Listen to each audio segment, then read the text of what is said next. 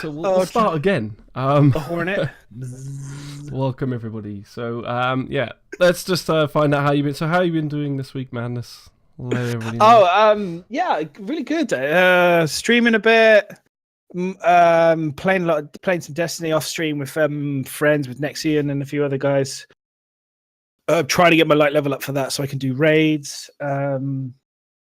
Actually, the only thing that's been kind of concerning me, which I need to go, I'm going to have to get a full-on Rambo montage going, is because my skills for some reason in dogfighting have kind of been slacking. I don't know whether it's because Star Citizen has decided it's a great idea for subscribers to be able to have Starfarers. So everyone under the sun is like spawning Starfarers in the servers, just killing the servers because the servers have been so stable. Horrible DC. Oh, I know they're not great anyway, but stick those in. And yeah, it's just I've been struggling with Buccaneers, if I'm being honest. It seems to be Bucks seem to be wrecking me at the moment. So yeah, it's a concern. I'm going to have to go and do some Jedi training, I think, with Yoda on Dagobah. That's for sure. I'm slacking. Anyway, but other than that, yeah, it's been good. It's been a good week so far, and last week was very good. Cool. And Mr. Soul Create? I've been fucking working all week, man. I've been working, I've been playing some Destiny. I've not been streaming. I've been preparing for what is going to happen this week. I'm not going to reveal it as of yet. You guys will see in the upcoming week. When's the album out, DJ? What album? Yeah, because you just look like a Dutch DJ with that hat on. You do. You look like a DJ. Doesn't have to be like tilted just slightly to off center. It's just literally. I think it's his hair. It kind of pushes it slightly, and then it rights itself. I can't wear. Yeah, it's just perfect. It's just perfect. It's definitely, you can see this. There's an age. There's like the age that you got your dad, like the round kind of thing, which is I kind of know. You're just about to say you got your dad on the left. The age. You've got the age there. You've got the kind of the slightly. There's an older gentleman, like a few years older than me. He's only 20. And talking about. I just want to find out that I'm older than nerd. That would be hilarious. So he's gone for the curve. I mean, you tell by generations, can't you? You tell by style. Hats give away generations. My grandfather wore a certain hat when he was a cool dude. He wore his hat, and then every generation wears a different hat. And obviously, the Dutch DJ, he's gone for the straight gangster look, barely fitting on your head. Is that what that is? The flat, the non-curved brim. Yeah, it's just like it's all about freshness, from what I understand. The kids on the street, it's all about popping tags, isn't it? That's what I understand. Is that the word? I don't know. The flat brim really pretty much is not a good shade from the sun from the side. This is a trucker's cap. That's a proper cap. That's the one I know. No, those are the ones I used to bend my hats to deliberately get that shape because that's what it should have been. None of this straight nonsense. That was all wrong. Yeah, all wrong. Just bend it for ages until it got there. It was just wrong. No. Anyway, sorry, Saul. Didn't mean to interrupt you. No, that's fine. Will be the last time I have to hear this nonsense anyway. Oh yes, we have some sad news. Did you want to let everybody know if they care? No, I mean, they might care. My last time on the Addicted podcast as a fully fledged member doing stuff. I'm going into lazy mode, so when I come on, I'll do fuck all, and these guys can do. We gave a raw get out clause, an easy get out clause with the podcast, and people seem to be taking up on it. Yeah, I think what happened is I don't know if anyone's been here, but in Britain at the moment there's a whole sleaze campaign going on, and Saul touched me inappropriately, so I had to make an announcement. It went into the newspapers, and so he's had to step down. Because he touched my knee, and I took great offense to him touching my knee. So I was like, it just shocked me, and I needed to just come out and tell everybody 6 years later. I mean, a few, yeah. So I'm afraid that I've only known him since April. You were totally triggered then, right? It totally affected me in a very, very special way. I mean, in a very bad way. Triggered. Nice. And okay, we'll move on from that. And Mr. Uwernerd, how has your week been? What have you been up to? And any news? Not much. Well, yeah. I got partnered on Friday night.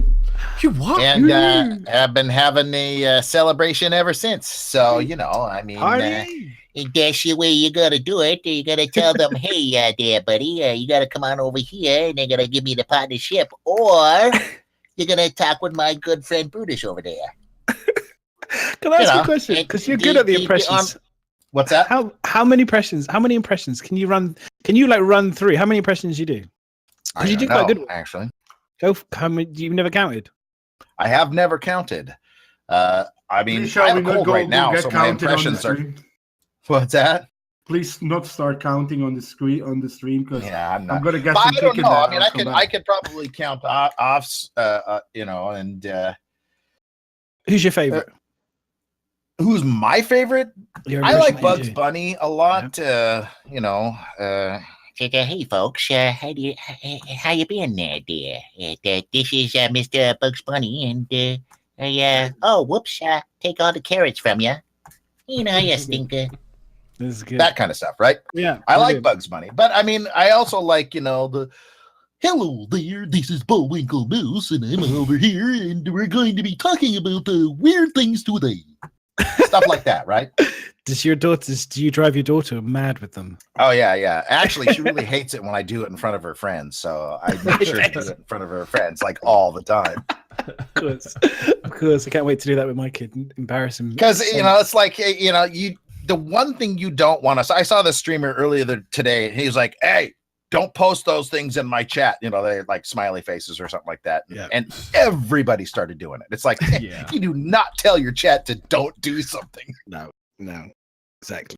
That's because they'll all start doing it. I mean, as long as it's not like against the Twitch rules, or it could be filtered out, right?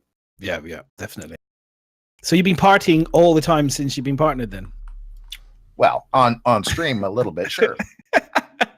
But it really hasn't changed my stream kind of technique, I guess you could say, which is really just a little bit of cringe, well, maybe a lot of cringe, and a lot of impressions. Yeah. So you're not planning on taking a break. That's what happens with most of the. I take the piss out because Detox did the same. He's like, he got partner, and then he disappeared. But, I'm not disappearing. Bye, Star Citizen. See you later. No. I'm doing Thanks for the memories that I've always done, right? And that's just basically just straight up continuing exactly what I've always done, just with more emotes. Yeah. Well, that's it. That we were discussing off stream. We were just saying, I was asking, what the bits that he's most excited for about being partnered, and you were saying about the emotes, the extra emotes, and the extra ability to kind of customize your stream more. Which I think, having streaming myself for about a year now, it's like that is the coolest part that I love being creative as well. Is adding extra things, and as you stream, new things happen just naturally, don't they? Then you kind of want to draw it, or you want to add that to your stream, and you kind of. It's great, and then I reach the point where I go, well, I can't add any more because I've reached the limit of what I'm allowed to add, and it's like exactly. See, the thing about this is that it's that creative part of me that I ever since I found out that bits were customizable for partners, I was like, okay, that's it. That's the reason why I want to be partnered, because I want bacon bits. Bacon bits, nice. Bacon, and who doesn't like bacon? And who doesn't like bacon bits? I know, right? They make everything better, pie, cookies, cake, salads, if you have to do that. I'm not sure about ice cream, though. Do you reckon you could put bacon in ice cream? Oh, God, yes. Have you never had ice cream with bacon and maple syrup? A nice vanilla ice cream with bacon bits. Like, actually, if you cook the bacon yourself and then chop it up, sprinkle it over, and then a little maple syrup topping, oh, my God, it's amazing. Is it good? Because I'm thinking about it. I've had it with, to be fair, I have had it with, obviously, with pancakes and maple syrup and a bit of bacon, streaky. Yeah, it's good, right? But not ice cream, though. I don't really put ice cream with it. You should try it with vanilla ice cream, bacon sprinkled over the top, and then maple syrup. It's freaking amazing. Yeah, there can't be much that bacon doesn't do. Man. The only thing you don't put pineapple on is pizza. For the rest of it is good. Yeah. No, I'm not a fan of pineapple. Oh, come on, man. A little bit of a tropical surprise. Definitely don't want after stream, I'll show you a little bit of that tropical surprise. Tropical supply. I'm pretty sure that tropical surprise is one of those nasty STDs you get when you're going to Thailand or something like that.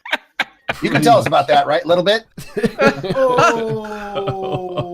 Who invited this guy on? Outrageous! Oh my god! Outrageous! Shots fired. Mute this guy. It's just because he's like comes on here, starts giving it the big balls all over the place. Jesus! The only thing that madness has. I'd be throwing balls around and getting STDs. That's what happens in The only thing that madness has is a bit of a rash on the ass from driving a motorcycle when he was drunk.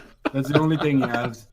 Yeah, that was it. I did a lot of moped. The thing in Vietnam is like, they're a little bit more relaxed, shall we say, with kind of the rules generally, and so moped was used generally to go from bar to bar.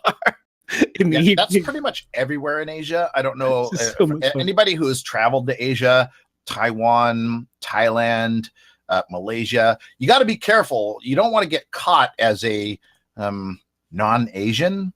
Because they can really do a lot of, they have really strict rules, but they hardly ever enforce for themselves. You know what I mean? They do enforce it when they want a bit of this, usually. Yeah, right. They'll enforce it, but only when they want something out of you or something like that, or they want to make an example. And I know there are plenty of foreigners who have been made an example of over in Asia. But like my brother-in-law, he's Chinese. He's full ethnic Chinese. He's from Canada, though. But he and this friend of his, full on white guy like me, so pale that you got to wear sunglasses to look at you in the sunlight. But reflecting. They both got caught squatting in Taiwan. One guy got said, what the other guy, the white guy, he got kicked out of the country for good, banned from the country, deported forever. Never. My brother-in-law, he got sent to Hong Kong to get a new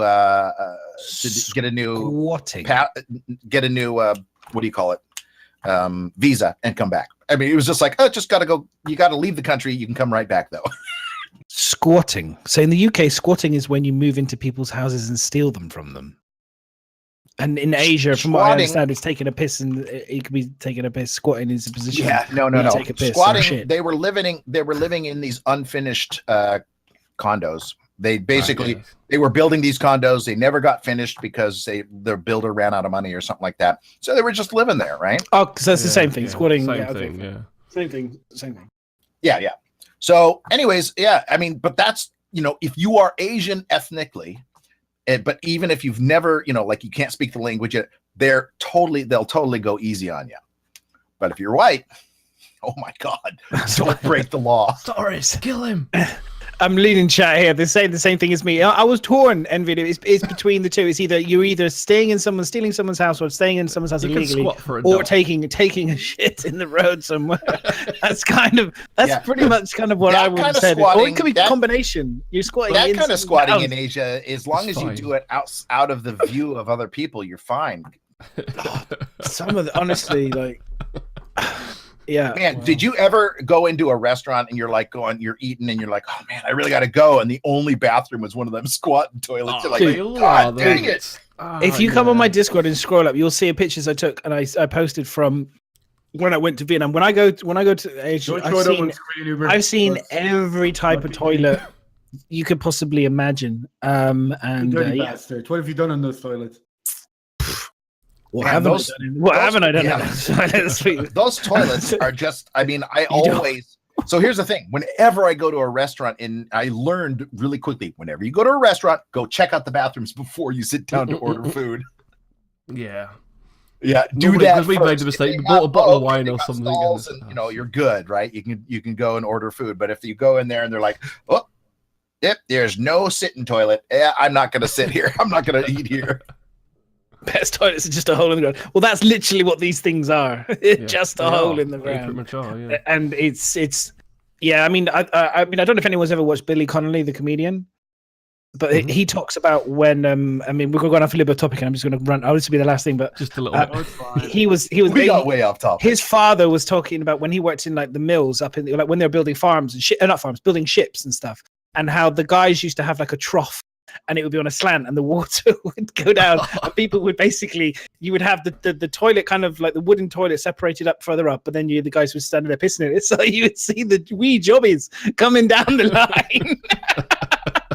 And he was selling the story, and I was just laughing my ass off. People were like, "Oh, Frank's in the top toilet again.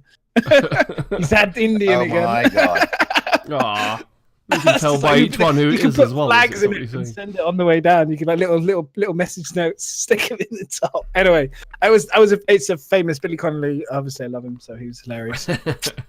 Very, very funny. Yeah. Very funny. Back to Star Citizen. So we should. Oh, Miz, did you want to talk? Did you talk about yourself? I don't know. Whatever. Yeah, what you been doing there, Miz? What you been doing? Not a lot. We've been doing some Destiny. I think that's mostly what I've been doing at the moment, and some more testing that we can't talk about. So mostly just Destiny 2. So yeah, but it's been good fun actually. I've been enjoying that more than I expected actually. But it's the story's quite good. We've gone through that. It didn't take too long to get through it. But it's just quite nice grouping up with people and doing stuff in a bit of a raid and. You know, with Star Citizen being a bit flaky, trying to group up with people at the moment, and 2.6 being played to death. I'm looking forward to being able to grouping up and doing some group stuff when we get 3.0 though. So yeah, it's getting prepared for that maybe. Yes. But other than that, hopefully my creative streams might be starting again soon. I've been recovering from this horrible cold that's still lurking around since I kissed the wrong person at CitizenCon.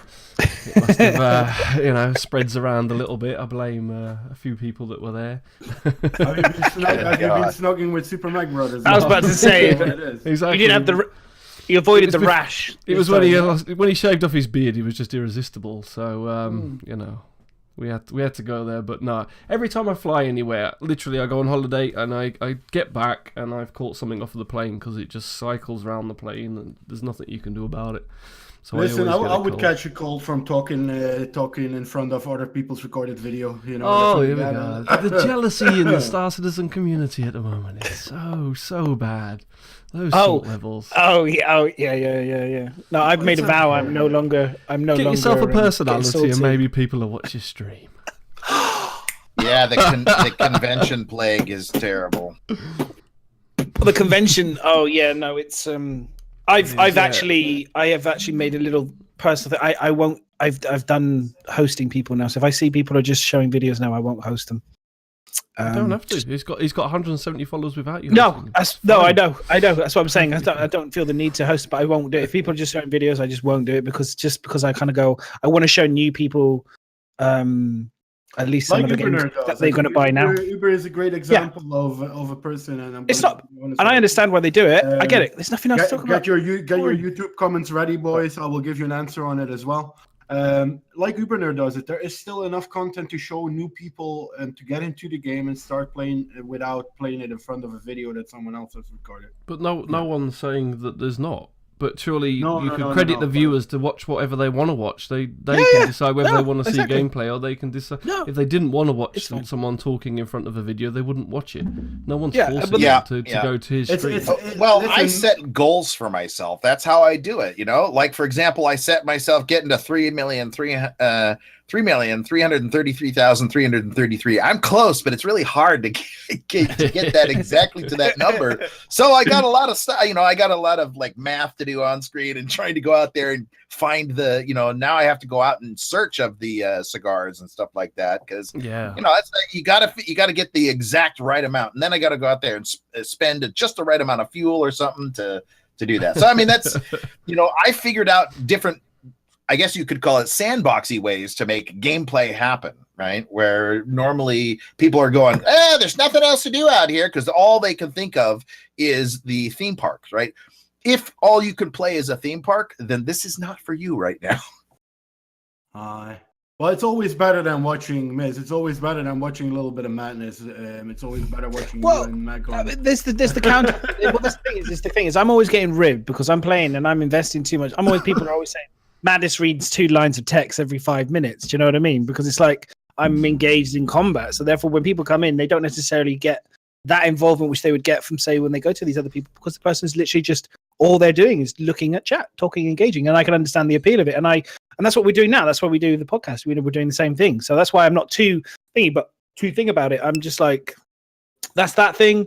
I don't do it other than when I do the podcast, and that's fine. And when 3.0 comes out, because I understand a lot of these people are doing it because they're utterly bored of 2.6. Well, Mac's got nothing- been playing, that's fine. and I've been playing it since a year he's now, only one- probably 2.6. It's only one person, right? isn't it? And on top of that, it's like he does videos. He's not, he's showing other people's videos, but he also does videos himself every week, every Sunday. So it's not like he's not putting content out there himself, and he has an extremely huge knowledge of the game. And so everybody that's in his chat is asking him questions, and he knows the answers. So it's not just sitting there going, and this is a planet, and this like you. If people are coming there for the content he's providing is information about Star Citizen, and at the end of the day, you're seeing gameplay in the background. If people want to see someone actually playing it and doing it, then they will go somewhere else and they'll watch someone actually playing it. It's not really an issue, in my opinion. You do what you want to do. Don't go watch It's Madness. the same as I like that everybody has their own kind of take on Star Citizen. That's what makes Star Citizen so good, and that's what makes Little Bit does his type of gameplay. It's really who he is, and he's really good at it. And I have my type of more of relaxed style of gameplay. I mean, I am watching a lot of the videos lately because I just can't get enough of that ArtCorp. But my type of gameplay is more of the adventure, explore, kind of set a goal for yourself. More of, I can talk a lot with my viewers because of that, right? So it's a little bit different. But then, board gamer, not a lot of gameplay with him. A lot of information, answering questions.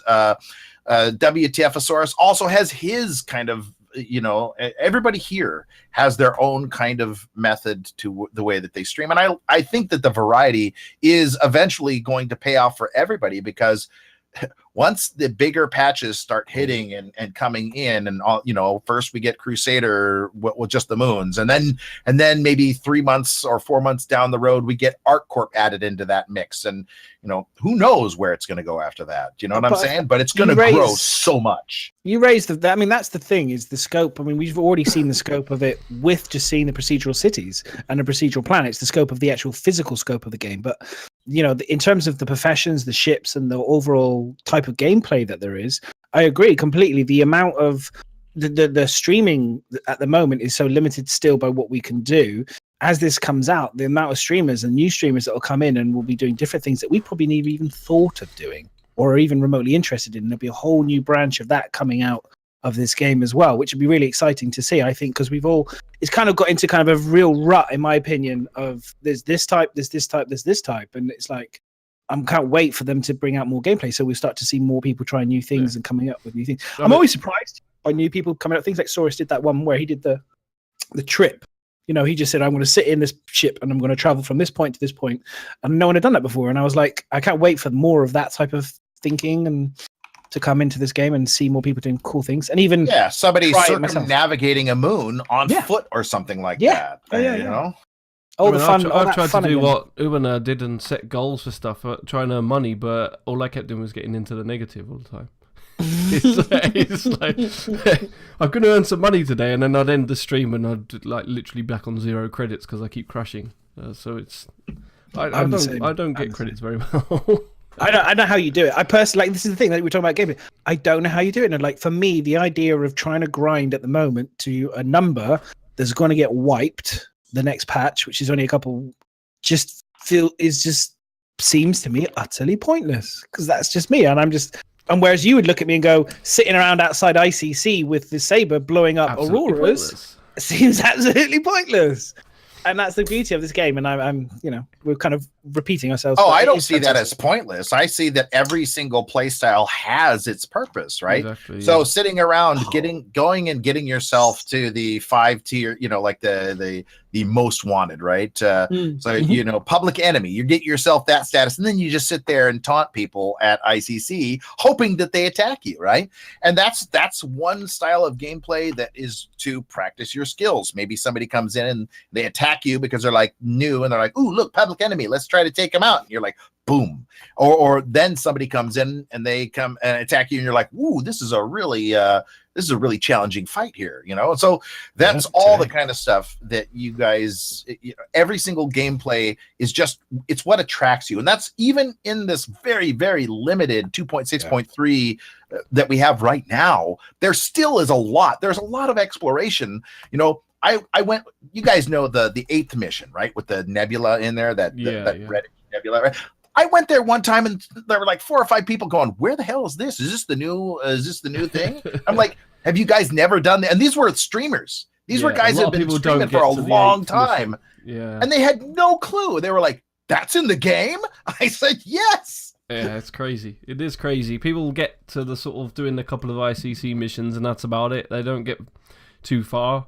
But there's, I mean, what is nice about this early gameplay, even like you said, there's not too much to do, but what it does is it lets you hone in on like things that you enjoy doing and getting better at it. So when these mechanics come in, we're going to enjoy them even more because there'll be more, more control of what you've got to do. So like earning your money or more things to spend your money on.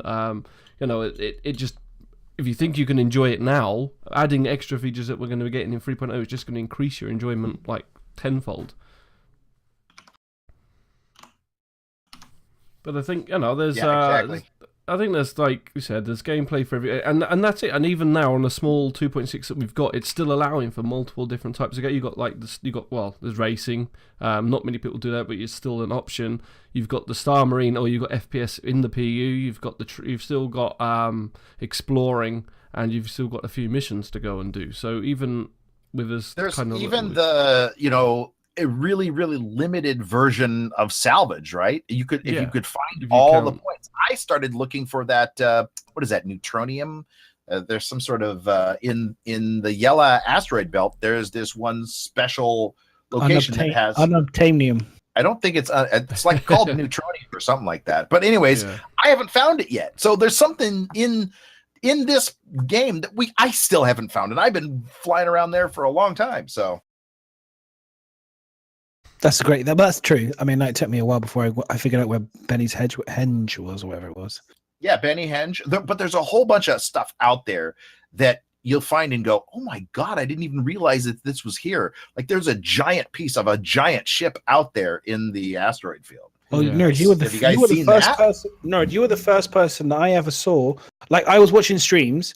As you do, like any other nerd streamer out there, I was watching other people's streams, and then I saw there's a video clip in front of you. Suddenly, looks like you were standing on a planet, your character, and I was like, "Have I missed something?"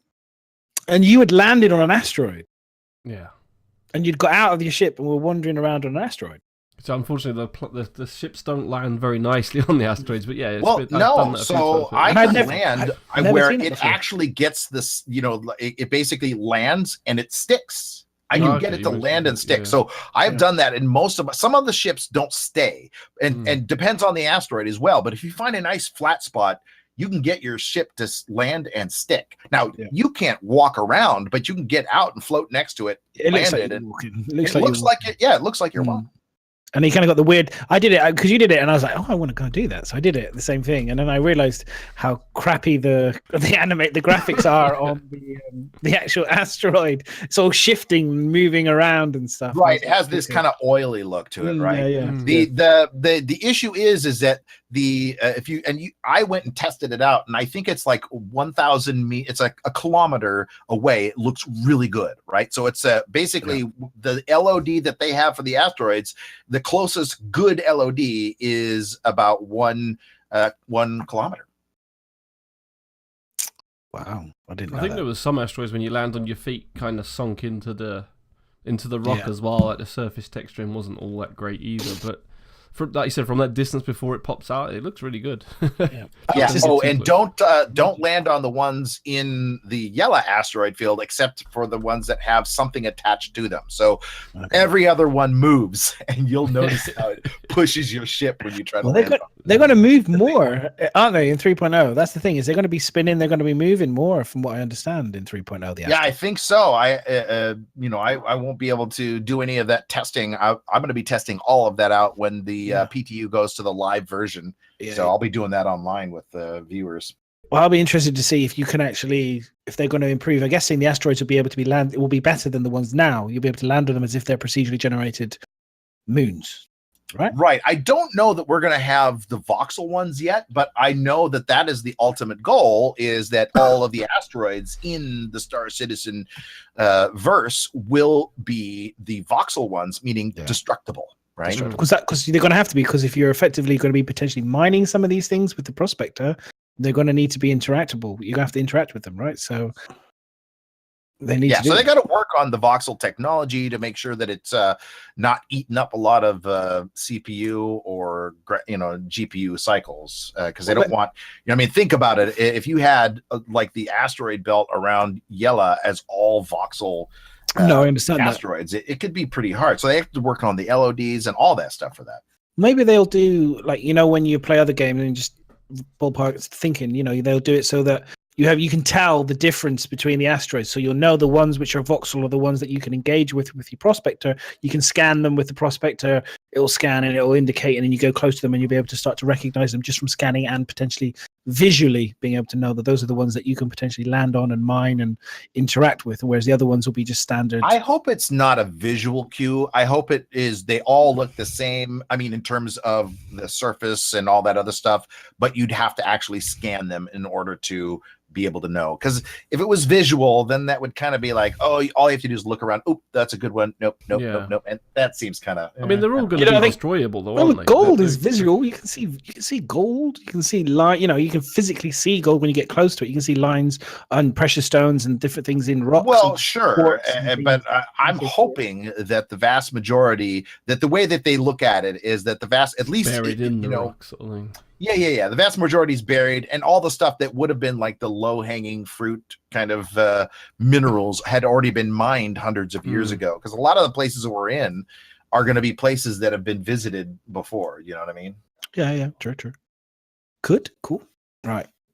And I mean, obviously, this isn't in 3.0 because we're not getting mining. No mining in 3.0. I mean, they wanted to eventually. I mean, that's one thing we haven't seen, is it? Because they kind of, at one point, I think Brian said that they were looking at getting mining into 3.0, and then they said it's just not going to make it. But we haven't seen anything on it at all. So, I mean, they're obviously doing it, and it'd be interesting to. I think they're kind of doing it in the background. The thing is, though, is that we also hadn't seen anything on the procedural cities, and oh my god! What I mean, exactly, yeah. So I mean, mine is just going to hit us in the face. I think it's going to be instead of showing us, they kind of just seem to be. Maybe they're not 100% on how they want it to work, or there's little things that stop them actually revealing it properly. But I mean, it's obvious they're working on it, because they wouldn't have said that they were aiming for 3.0. So here's my thing with when what you guys are talking about, and this is not being salty. I'm just looking at what we've had. If you say that in advance, that's almost like I don't mean to offend you, but I'm not being salty. I'm not being salty. However, what I am going to say is, and I'm actually putting a question out there. If you were to look at all the mechanics of animations and things that they've done leading up to this point, and talking about mining coming in and blowing people away, procedurally generated planets and the way they've done that is mind-blowing and fantastic. I agree. But then in terms of all the small mechanics and animations that they've tried to show us, I'm trying to think of anything that like that works amazing and stands out to me as like a masterpiece in what we mechanics. just saw at CitizenCon. Well, it's not a mechanic, no, that's what I mean. That's what I'm saying. So you're talking about like mining and the way that it's drilling and doing things in animation, and it's kind of work. I still haven't yet seen them. Like we always talk about this. I talk about the Reclaimer doing grinding up. I've seen beautiful visuals and procedural. Don't get me wrong.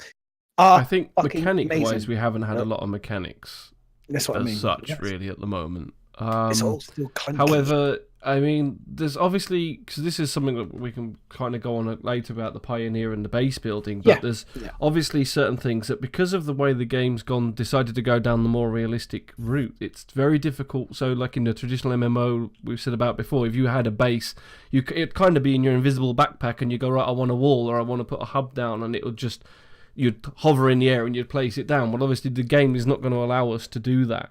Because it doesn't allow us to do that, it's going to make a lot of building things and things like that a lot more difficult, because they would need to physically show it. And I think they've mentioned with the Pioneer that so what a lot of things are going to be like trickery behind the scenes or hidden. So building the base, especially like on the Pioneer, the doors will close over. You won't see the actual manufacturer of the base, the hub, and then it'll open up and it'll be pre-built sort of thing. So I'm guessing if that's what they're going to do for the Pioneer, you're going to get a similar thing for the Reclaimer. So if it grabs a ship, pulls it in, you might see the wheels grinding the thing up and just smashing it to pieces, but you won't see anything else. Then all of a sudden the things will be magically put into different compartments for, different alloys and copper and all that crap. And the same again for mining. There's not a lot of MMOs where you see those mechanics either. I think Arcade is the one that comes closest to that, where when you're going to build a house, that you physically have to run around with the compartments and build it piece per piece per piece. I think most MMOs, all these mechanics are in the background, and what Miss says, in an invisible backpack. So I think it's great to see that Star Citizen went for the other approach, which is more towards realism. But I never think you would fully see that they're going to grab the ship, Reclaimer example, that they're going to grab the ship, it's going in the Reclaimer, you're going to see it grind it up. I think you will see parts of that. I think they're going for it. I think having seen procedural planets and seen them, I genuinely think they're all completely like, yeah, we can do it. We'll do everything. I think you'll see them grinding. I think you'll grab the ship and grind they're it going to go up, for definitely. I just don't think you'll see... You won't be in there picking through the rubbish, going, right, oh, there's some copper wire, I'll pull that out. You're not going to get into that sort of detail, splitting it up. We can't hear you, nerd. We can't hear you, nerd. He's muted himself. He muted. You're muted. Oh, sorry about that, guys. Sorry. I wanted to say that I think that they are going to make us pick through the rubble.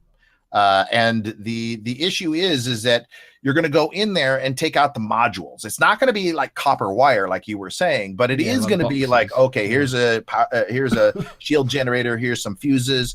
Anything that's not destroyed from the explosion of the ship or from the situation that made it a derelict means that you go into that ship first. You take out everything that's not broken, and then you crunch the thing up. You know what I'm saying?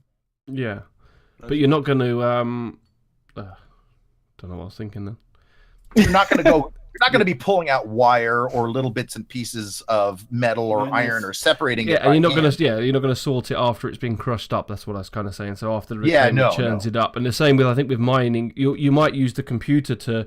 I think they were saying, like in the Orion, wasn't it, that you'll sit on the computer and you'll do whatever the mini game is to mine, but I think it'll automatically. And again, I suppose maybe with the prospect, if you're sucking at an asteroid and it's getting resources out, and you've got like them tanks that are on the side of the thing, you're not going to physically sort through it all to put things in one box. Will be it'll magically go into the boxes. Yeah, what they did talk about with what I thought about like mining is that you are going to have to be able to identify the pockets of gas, where the minerals are, certain maybe areas of possible explosive, like maybe there is something down there that might cause an explosion, not just gases, but other things as well. Maybe there's radioactive materials that you're trying to avoid while you're extracting the stuff that you can use. And all that stuff is going to be seen from your screen.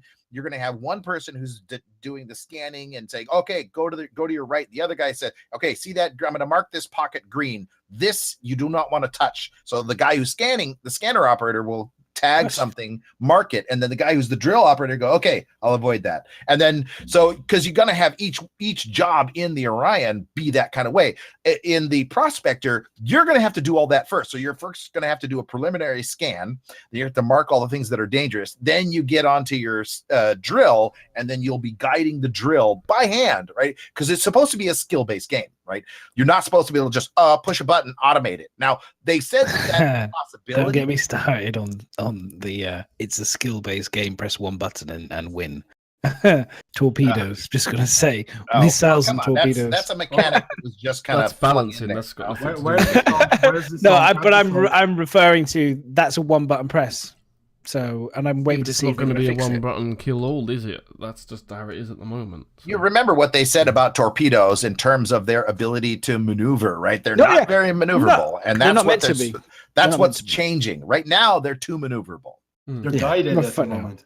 But I agree with you. That's what they've said. They've always mentioned that it's going to be a skill-based game, and I hope that they maintain that. And if for every profession, I agree completely, needs to have skill in it. I mean, at the moment, let's be honest, multiplayer ships suck.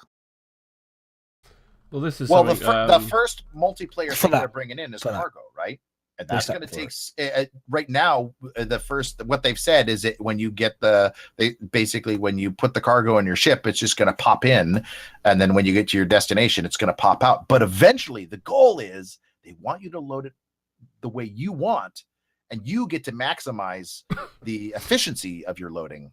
Yeah, and so those who are really good at maximizing the efficiency of the different size crates are going to get a better load into their ship. They're going to know what to load first, and so on and so forth. Yeah, no, which is perfect. That's exactly what it should be. The people who invest the time and energy in that profession will become the experts of that profession. That's what they should be. A bit of Tetris in the back of your ship, yeah.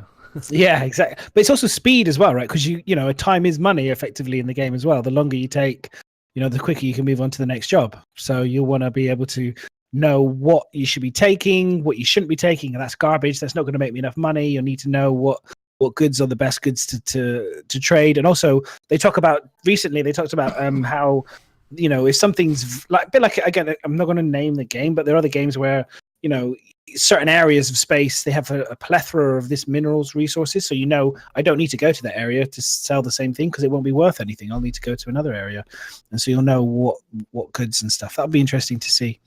Well, that's whole down to the economics of what is going to be happening, and I think that was that on one of the ATVs or one of the CitizenCon things, or no, there was someone did a Q&A with Tony.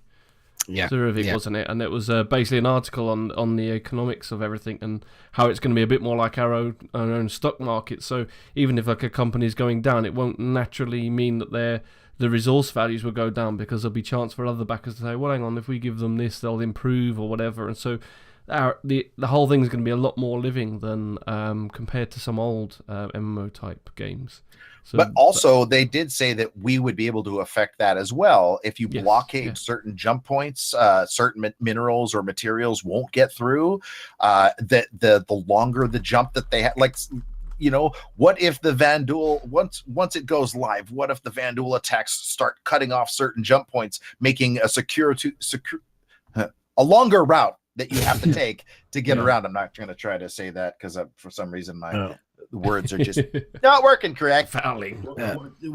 But it's going to be really interesting to see how all of this pans out over the next couple of. I mean, the biggest thing for me that I got, like I said last week, and I still said, and I continue to say that from CitizenCon was obviously if Chris Roberts can, he said it before, but if he can, and I think with the Delta patch, they will be able to deliver far more content, hopefully quickly next year.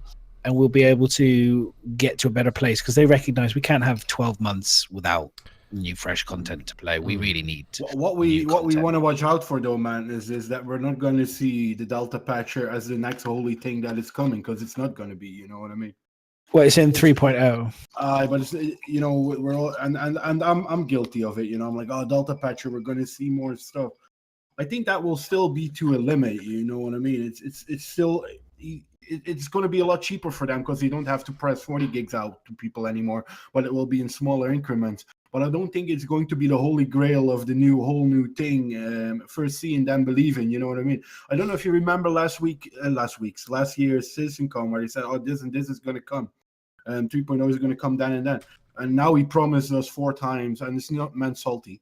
And now he promised us quarterly patches. I want to first see, then believe. You know what I mean?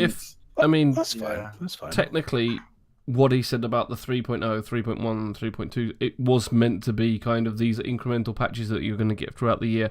I think what he said on stage at CitizenCon was kind of an address to that, and he realised himself that realistically he'd asked them to put more stuff into the game for 3.0, and having it delay for like a year. I think that's what he was kind of saying. It wasn't good. That wasn't right. That was a bad decision.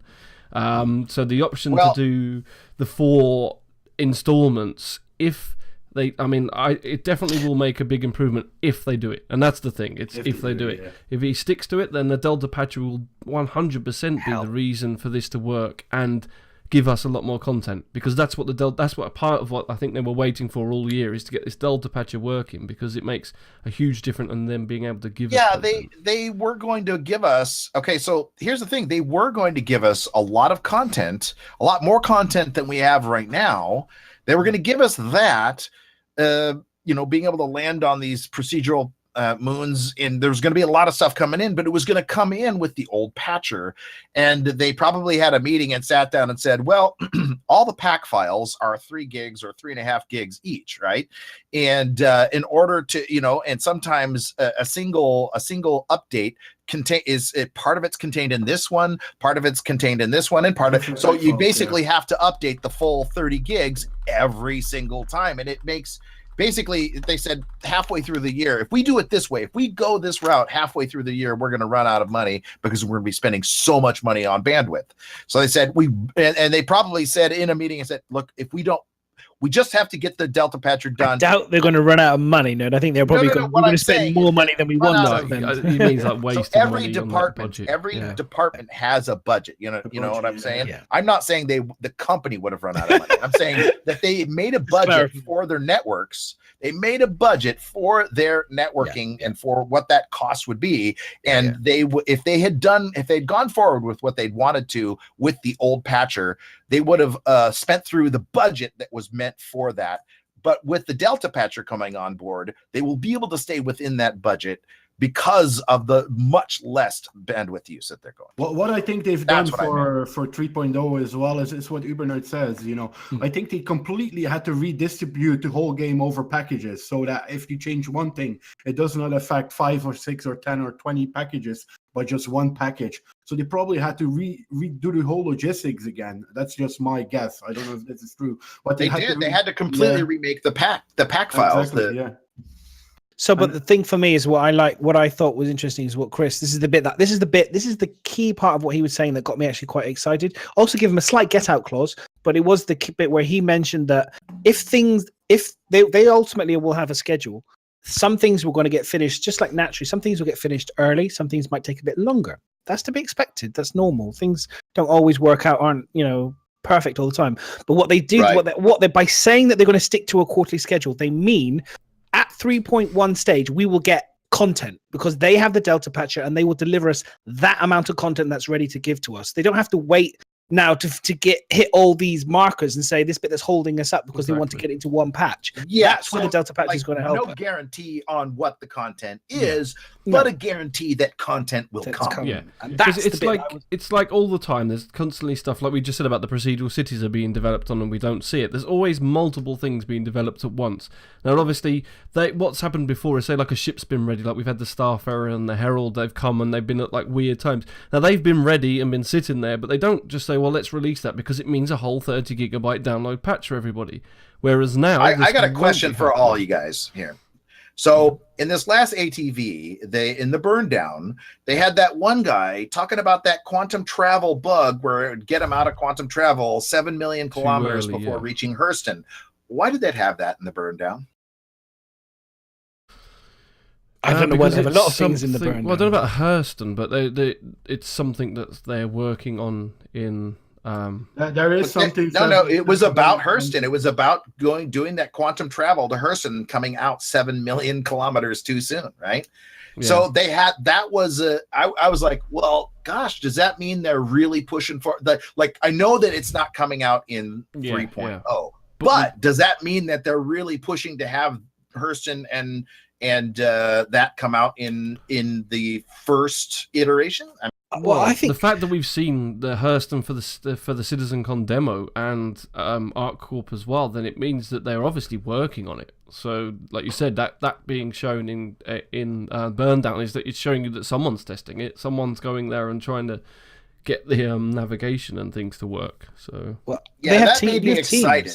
You said it. They have teams that do different things. They have sprints going off left, right, and center all the time. But so remember, all Burndown it's not like they just mistakenly let something out. You know what I'm saying? Oh, I know what you mean. They deliberately. It's not a mistake, man. They deliberately put that in there. If you talk about quantum travel in 3.0, they could have easily said, oh, when going from Olisar to Daymar or something like that, you came out too soon. They could have done that, but they didn't. They purposely included the information about that in the burn down. So it kind of, it's like a little give to the community saying, look, guys, we know we want to get 3.0 out to you with all the stuff that we've promised because it's locked down, nothing extra, no ArcCorp, no Hurston is coming into that. But because we're including this in the burn down, we want to let you know that we're hoping that this will come in the next one. There is one explanation for it, though, is the fact that they did it on the CitizenCon demo, and they obviously jumped to Hurston, and it had to stop in the planet. So that may well have been a recording from one of the bugs that they had while trying to do the CitizenCon demo. Because they went from ArcCorp from the station to Hurston. Would that have been in I don't know. It just seemed kind of weird that they included that in the burn down when it didn't have anything to do with. Because I thought the burn down was about just 3.0, right? Well, that's what makes it weird anyway. Because we know we're not going to get Hurston in 3.0. Ask the devs. It is unusual. I know, but then that's happened a few of these burn downs. Because I expected the burn downs to turn and say, I expected them to just turn and say, well, these are because they had like key blockers. And I thought they would just say to us, these are the key blockers and this is what's blocking us from getting it to... But they're not. They're just going on about bugs that are in the 3.0. They're not saying this one's a key blocker or anything like that. They're just saying, oh, and this one's jumping you out here and this... So the burn down's kind of weird. It's just... They're just explaining bugs. I don't think it does... Before it was all about 3.0 though. So that's why I was just a little bit kind of... was thrown off by that. Plus I got myself hyped. I always do that, but it's fun. No, I think that's the best way to be, though. I mean, like, we all love it. We all love this game. We're all streaming it, and we're all playing it over and over and over. I'd rather be that. I'd rather be hyped. I'd rather look at the positives and think, oh, look, this is coming. They're working on it, than to be the one that sits there and goes, yeah, this ain't come. This ain't been done. That's not been done. Because it wants to do that. If you feel like that, then play something else, really. What's the point? We want to be excited for it. Yeah. We don't want to get let down all the time.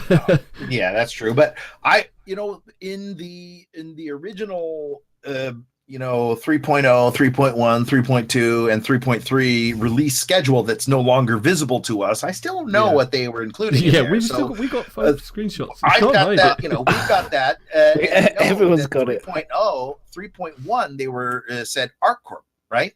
Mm.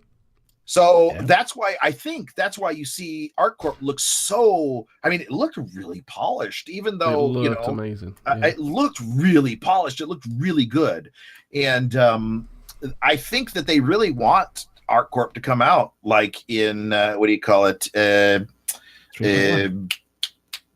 when would that be? In April, right? So the first quarterly release would be like April, right?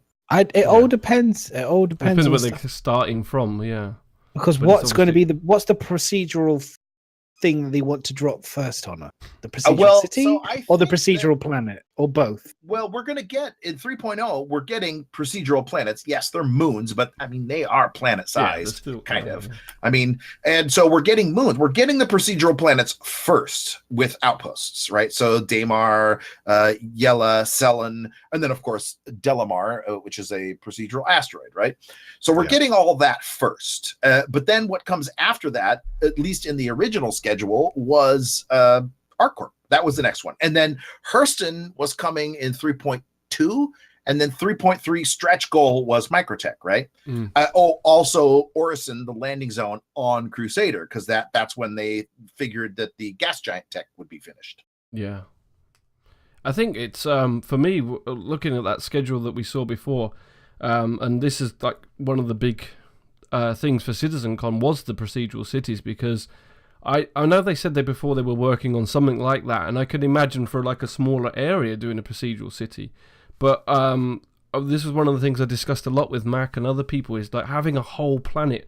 I was just like, I just can't see how you can cover a whole planet in a city, and then they just go bang and go, well, there you go. Now, obviously, we didn't fly around the whole planet, but if they can expand it that much, then there's no reason. It looked like it was at least half a planet was covered in a city. And that view that most people have clipped from the outpost looking down is, it's massive. So, but here's the thing. So I have no doubt that the entire planet is covered with city.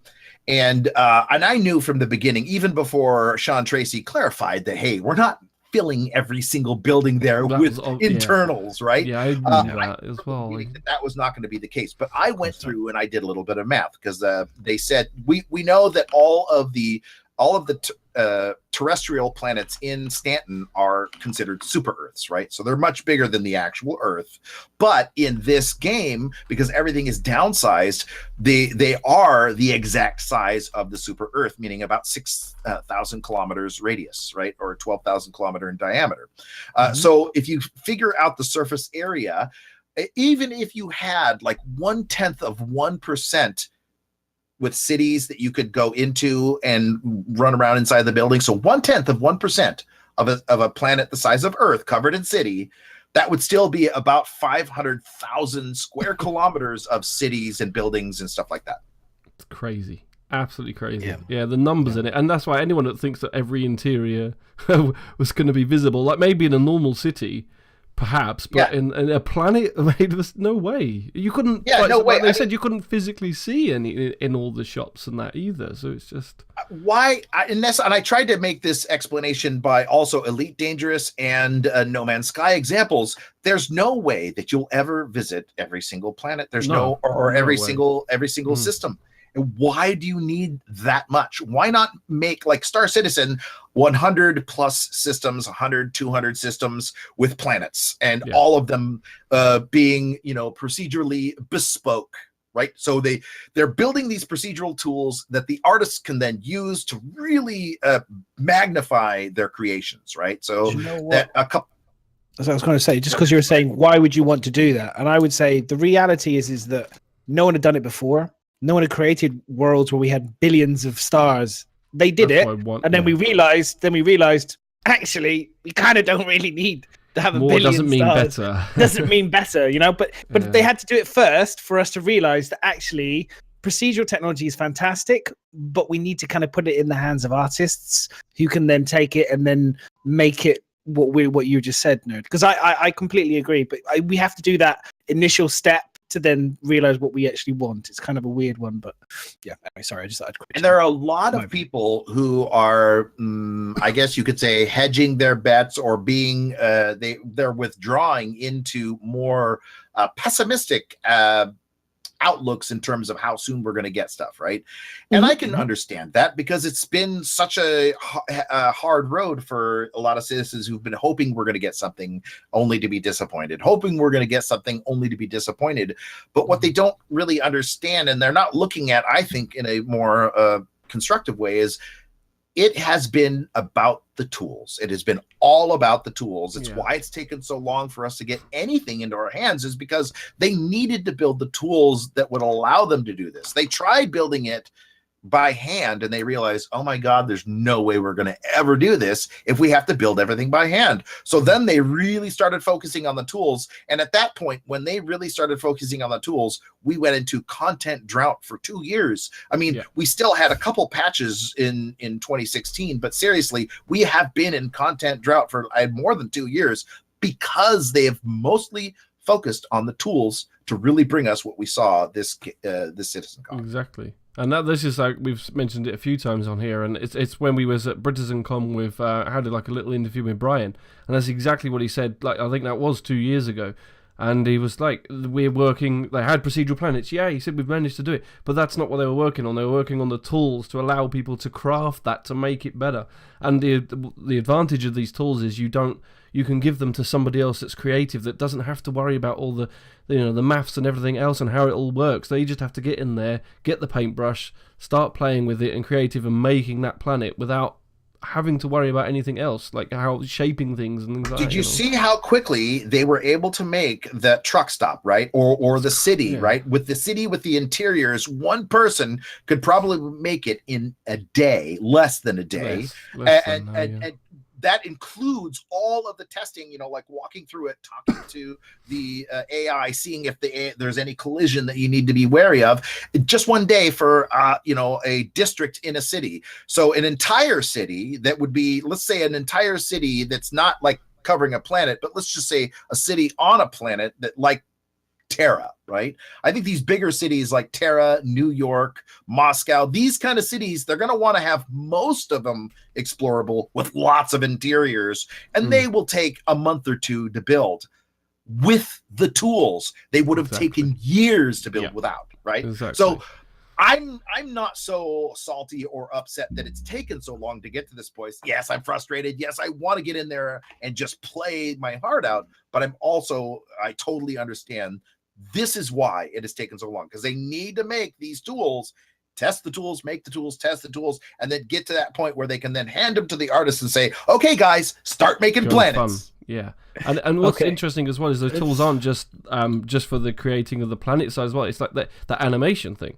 You know, that was another tool. So now you can just stick that on any character, on any NPC, and it'll animate, it'll know what it's walking up against, it'll walk over things.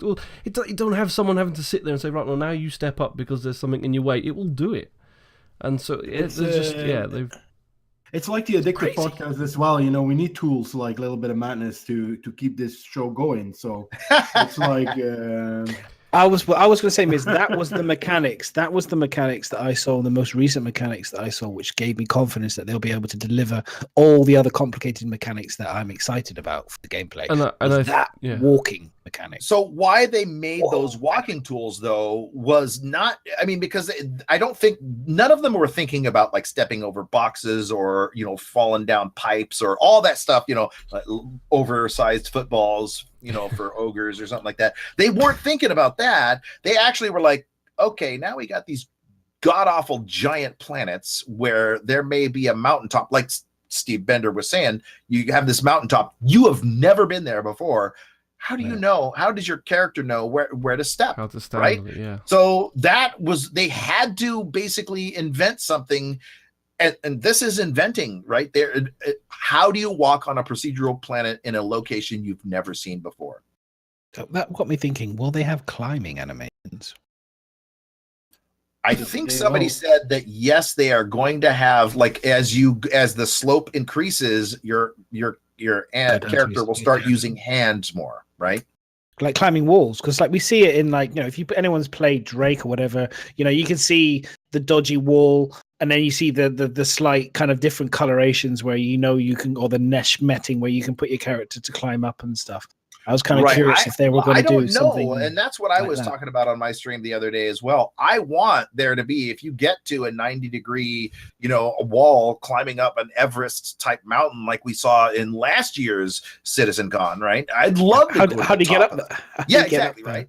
There's no spaceship. Dropped off on a spaceship, but my you know, like, the thing that I would like to see most would be for us to be able to, as the slope became steeper and steeper, you would use hands more and more, to the point where maybe, you know, how we have that inner thought system, right? Maybe how they're working on that inner thought system where you look at areas and you see, okay, and you could do it quick. Once you got used to it, you could do it pretty quick, and you'd climb, right? Yeah, it would be cool. It would be very cool. That would be very, very cool. Or even you just like use the inner thought, you lock onto a climbing mode because it's the climb wall, and then it climbs it like a ladder kind of thing. You don't need to click every bit to climb it. I don't know. It would be nice if they could just like randomly dot them, and then those would be like latch-on points that you would grab onto. The problem they have with that is, if it's a procedural planet, like you just said, with the whole walking up to things, you would have to have random dots. I don't know how you'd even begin. You wouldn't have to hand place them though, right? If the game would go, oh, it's a 90-degree wall. This one has no random dots, so you can't climb it, or this one has a couple random. You know, I mean, so you could make it so that the procedural tech would go, oh, based on the slope, it's gonna create a random scattering, and then you have to figure out, just as if you're a real climber, how to work your way up the wall. Exactly. And there may be a case of where you can't actually get up the wall because the procedure has just made it so hard that you maybe have to do a jump animation to try and jump another. It would be super cool. I mean, it's miles away, but it's super cool idea, and I love it. I love the idea of it, and, you know, cliffhanger, like hanging on with one hand kind of thing. That'll be that's going to be at the next Citizen-Con next year. There's going to be a guy hanging on with one hand with an addicted t-shirt on. And then yes, this is where it came. This is where the idea came from. Fantastic. from the rock with one hand, right? I love it. I'm gonna go on to another scale thing, but I just wanted to move on to. I was gonna just talk about the scale because I noticed about the Pioneer. So we know that the land that you're going to buy is 4 kilometers, right? By 4 kilometers, is that correct? Claim it land comes with you get that size claim with the Pioneer, I think. Yeah. Yeah, which is 1,000 acres. Now I put in a picture so people, if anyone's never been on Reddit and ever looked at it, you can actually see how big a Pioneer is versus the potential land that you're going to get when you buy a Pioneer. And Nerd, you have a Pioneer, don't you? I do. Yes. So you know all about the land, and this is the biggest criticism at the moment that I can see, and I just wanted to kind of talk about it because this is. I always think there's no point hiding what people say and negative comments under the rug. You should talk about them. And one of the biggest things that people say is the Pioneer utterly pay to win within Star Citizen?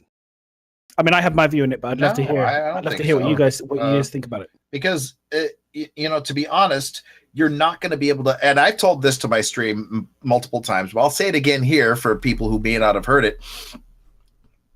When the game starts, you are not going to be able to run any big ship. You're going to run out of money. No NPC is ever going to give you a job that would pay for the operations. You're going to have to. So what is it that we build in this game that the NPCs? That's the one way we communicate with NPCs. It's reputation. So right now, if we were a carpenter or a house builder or something like that, would you be able to go to a person like before he was president, Donald Trump, and say, "Hey man, I'll build that skyscraper for you"? He'd look at you and go, "Whatever, go away. I'm not talking to you." You got to build your reputation first to be able to talk to these people who would pay for a job that would employ a Pioneer, or a job that would employ a Orion or any of these other bigger ships. Anybody who thinks they're going to be able to go day one, take their big ship out and go mining is an idiot. You're not going to be able to do it. You're just not. You can't. Okay. It's impossible. Okay. Interesting. Okay. Pretty much Miss, what's your same thing? It's the same. It's like I don't even. Did you say pay to win at the start? Because that's the biggest criticism. The biggest criticism people say is pay to win, and that's people keep saying it. What are you winning? What did you win? Yeah, that's thank you. You won a plot of land. That's not winning because you paid for it anyway. Yeah, that's owning a piece of land on a planet or somewhere else is not going to give you anything. So like what CIG Sherman said is that the win is a matter of such a subjective thing. Plus, there is no end game in Star Citizen, which is great. Yeah. Like, what is the end game in life, right? What is the end game? I mean, that's what Star Citizen is, just 900 years in the future. That was it. No, that's like literally when people come in. When I hear people say like it's pay to win, I'm like, well, I get that when there's an end in a game. Like if you've got an end result, if you've got an end number and your character hits an end amount and your character is improved exponentially by your financial investment in the game, way above other people, that's limiting other people. You can't do it. Like it takes years for somebody to get what you've done in because you've got money and stuff. That's pay to win. But in this, there's no end. Like I could eventually afford a Pioneer if I want to, but I don't necessarily am interested in it. And like you said, it's like you're just buying. There's no end. There's no end to this game. There's no. So I've been playing a lot of MMOs over the years, as most of you guys know, and I think. Why would player housing? Let's call it player housing for now, because we haven't seen the mechanics yet of what these outposts can make us money-wise. You know what I mean? So we don't know if these outposts are going to make more money than any other job in the game. Why would it? So having that Pioneer will be a good income for you, but running the Pioneer will come with a lot of expenditure as well. You need protection, because you will be a flying target for everyone. You know what I mean? You need to get people to operate it. You need to get people planet side that take care of things for you. You need to get to your customers. All in all, you're going to invest a lot of money to maybe get some money back as well. But you're going to have to branch out into protection and that sort of things as well. So who knows? Maybe someone in an Aurora shooting people as a pirate will make more money than someone with a Pioneer. We don't know that yet. We Well, don't know that. it takes 4 people minimum to fly and use the Pioneer. It takes 8 people, from what I understand, to optimize. To its best. Run it Right. optimally. To its And best. Which is actually quite a lot less than I thought. But then when you think about the game, I understand the numbers. I think it'll be interesting to see what the final number will be. It's not finalized yet. Everything can shift around. They could move things around as the game. But who says it's going to make a lot of money operating the thing? Who Well, knows? it will eventually, but like I said, your reputation is an extremely important part of this game. And in order to get jobs, like in order to have the Shubin Mining Corporation trust you to build mining outposts for them, your reputation is going to have to be really high. That's going to be many, many months of gameplay under your belt, having done jobs for them, much smaller jobs for them, building your reputation with these guys until finally the Donald Trump of the Shubin Mining Corporation will talk to you about building outposts for them. But until that point, that you're not going to make money. I mean, it's a convenience to have already purchased it, but you still are going to have to go through the grind of getting that reputation in order for the NPCs to give you the job. Here's the thing: 90% of the population in the Star Citizen universe are NPCs. That means a lot of the work, most of the work we're going to be doing is for and against NPCs, not other players. And even if you're going to build a player base, they're not going to be able to afford it off the bat. If you're going to try and charge a good amount of money, they're not going to be able to afford and next to that, what is land going to be worth in a game like Final Fantasy, where you have 3,000 houses for 10,000 people?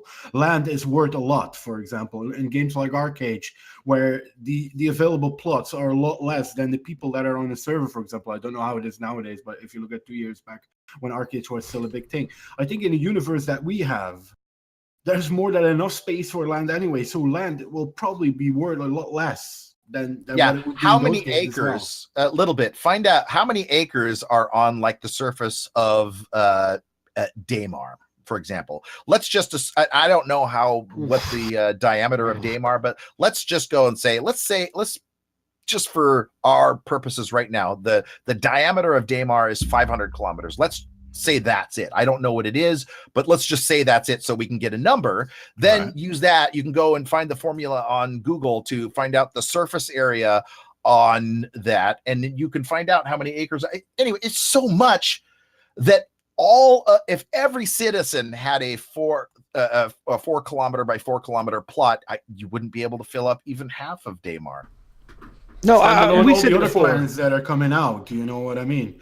And then you have the difference in between UEE protected space, UEE protected planets, right? Where you probably have to get reputation with UEE or a certain status before you can get land on those protected bits. So this is my next. So this is my next question, though, because you very eloquently suggested the reasons why having one of these things is going to be it's going to be quite expensive potentially initially. Why did you buy one if you know all this stuff?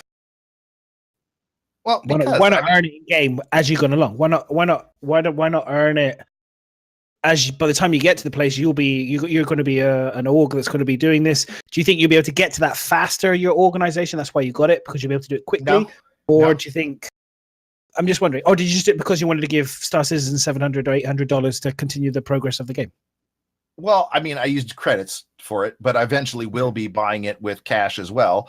I like supporting Star Citizen because I believe in the Chris Roberts vision for this game. I believe in that so much that I'm willing to put, my money where my mouth is. And so that's why I buy the ships that I do, not because I want to own them necessarily, but because I really do want to own. I mean, I do want to own some of these ships, but some of them I just want for my organization. But I also want to be able to have, the convenience of not having to, being able to have LTI. If I have a huge fleet, I want to be able to not have to worry about insurance for the base model of the ship that I purchased. Of course, I understand that eventually any upgrades will have to have additional insurance purchased for it. Yeah.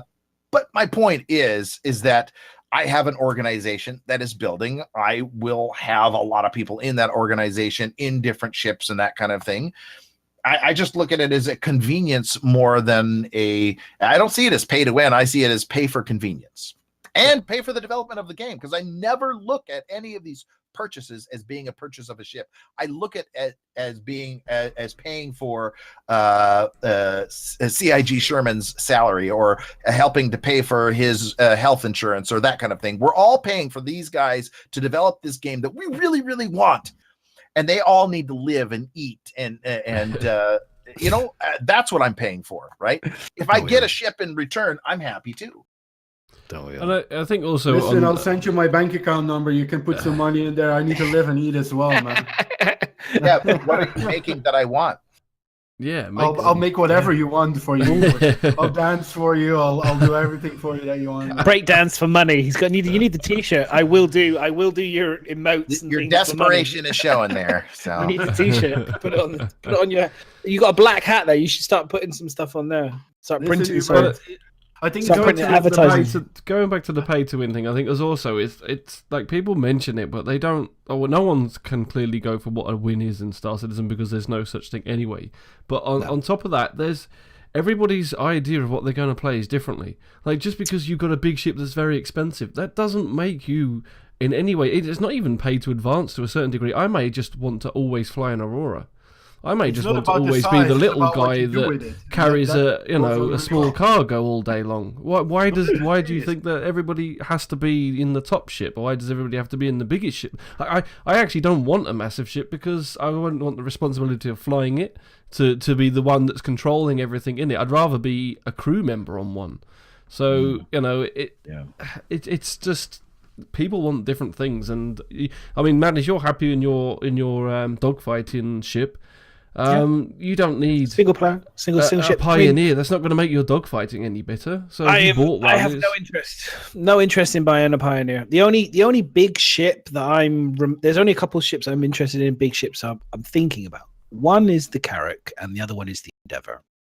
Those are the only two, kind of, I would say, biggest ships. But that's for your playstyle, man. It's because you either want to do farming, or what's it called? And the other one is just exploration. Because I'm like the other 70% of the game. I want to go and look at amazing things, climb up rocks, and explore the universe that Star Citizen's created for me. It's what I said earlier. But I might be able to do it in an Aquila. I might not need to get an Carrack. I don't know yet. But the idea, this is why I was chatting to Nerd, and I was wanting to get, because this is the reality. It's like getting to the understanding of why people are buying these big ships. Is it? I think it does come down to the convenience factor of having things like the LTI token just to have on these big ships, because ultimately, and to back the game, we all want to support the game development. We believe in Star Citizen, we believe in Chris Roberts, we believe in this game development. We want to back it, and but we also would be wrong to be, and I don't think anyone should be ashamed of this, of wanting a little bit back and having the convenience of having an LTI token to protect our investment up front. I don't think there's anything wrong with that. I don't think there's anything wrong with that. Again, when I bought my first package and I started reading about all of the ships that they were selling, and at first I too was taken aback by such high prices, like a $15,000 completionist package. What the hell? But I read through it. I started to understand exactly every single dollar, whether it was a $35 starter package or a $15,000 completionist package, every single dollar that is spent by us, the backers, was going to pay for the creation of this amazing vision that not Aaron Roberts, but that Chris Roberts has, right? And so what really stuck with me, and what I kind of did as a mantra or whatever in my head, repeated over and over again, was that I'm backing a game. I'm paying for these people's living expenses and healthcare expenses and all this other stuff, so that they can do what I can't. And I want this game as much as every single one of them out there, as much as Matt Sherman wants it, as much as Chris Roberts wants it. But I don't have the talent or the skill to do it. Otherwise, I'd have applied to work at CIG. So what I'm doing is what I can do to back the game. And if I get a reward of a ship or, other something other like that, or a plot of land or whatever, I'm willing, that's cool, but that's not why I spent the $750 on that. That's not why I spent that, because if that's all I wanted, I would buy a $45 game package and then wait for the game to come out and earn it all in game. I think next to that, just to fill in what Uber says, I think, everyone spends his money with a certain reason, I think, as well. If I look for me personally, having the Banu Merchantman, I have a vision of what that chip can do in the verse, and I'm not necessarily going to use it exactly for what it's meant to be used for. Let's call it the meta, you know what I mean? I don't think there is a meta in the game either, Some people like certain ships and want to make sure that they have that ship with the LTI token beforehand, but for example, I love the idea of the Pioneer, but it's something that I want to get in game eventually. For me, I see those as points to work towards too, you know what I mean? Because and if I had the money, I would probably buy it now, but with me having less money, I need to think smart. Okay, what is the ship that I think that I can make a lot of money with in the game? And I'll get that beforehand. With that, I'll back the game as well at the same time, because that's what we're all here to do. We'll put the money in, and then we can work from there. I think that is a fair reason to do it as well. But as I said earlier, it's not about the size of the ship either, man. And that's not to make a joke or fun or laugh. It's what you do with it. You know what I mean? If you buy a big ship and you're not going to do anything with it, and you're using it for different purposes, then you're not going to make any money with it anyway. You know what I mean? If you see that the Pioneer for you is your home base where you're going to hang out all day, but you're not going to do the things that it can do. This raises that raises an interesting thing. Sorry to interrupt you, but no, it's all right. If you guys haven't checked out Robert Space Industries, they're putting on the Spectrum thing. They're doing a Q&A, so they want questions from people. And I've been looking at a lot of the questions that people have been posting and the popular ones. And it is very interesting to see the number of people that ask this dumbass question, which I think is dumb.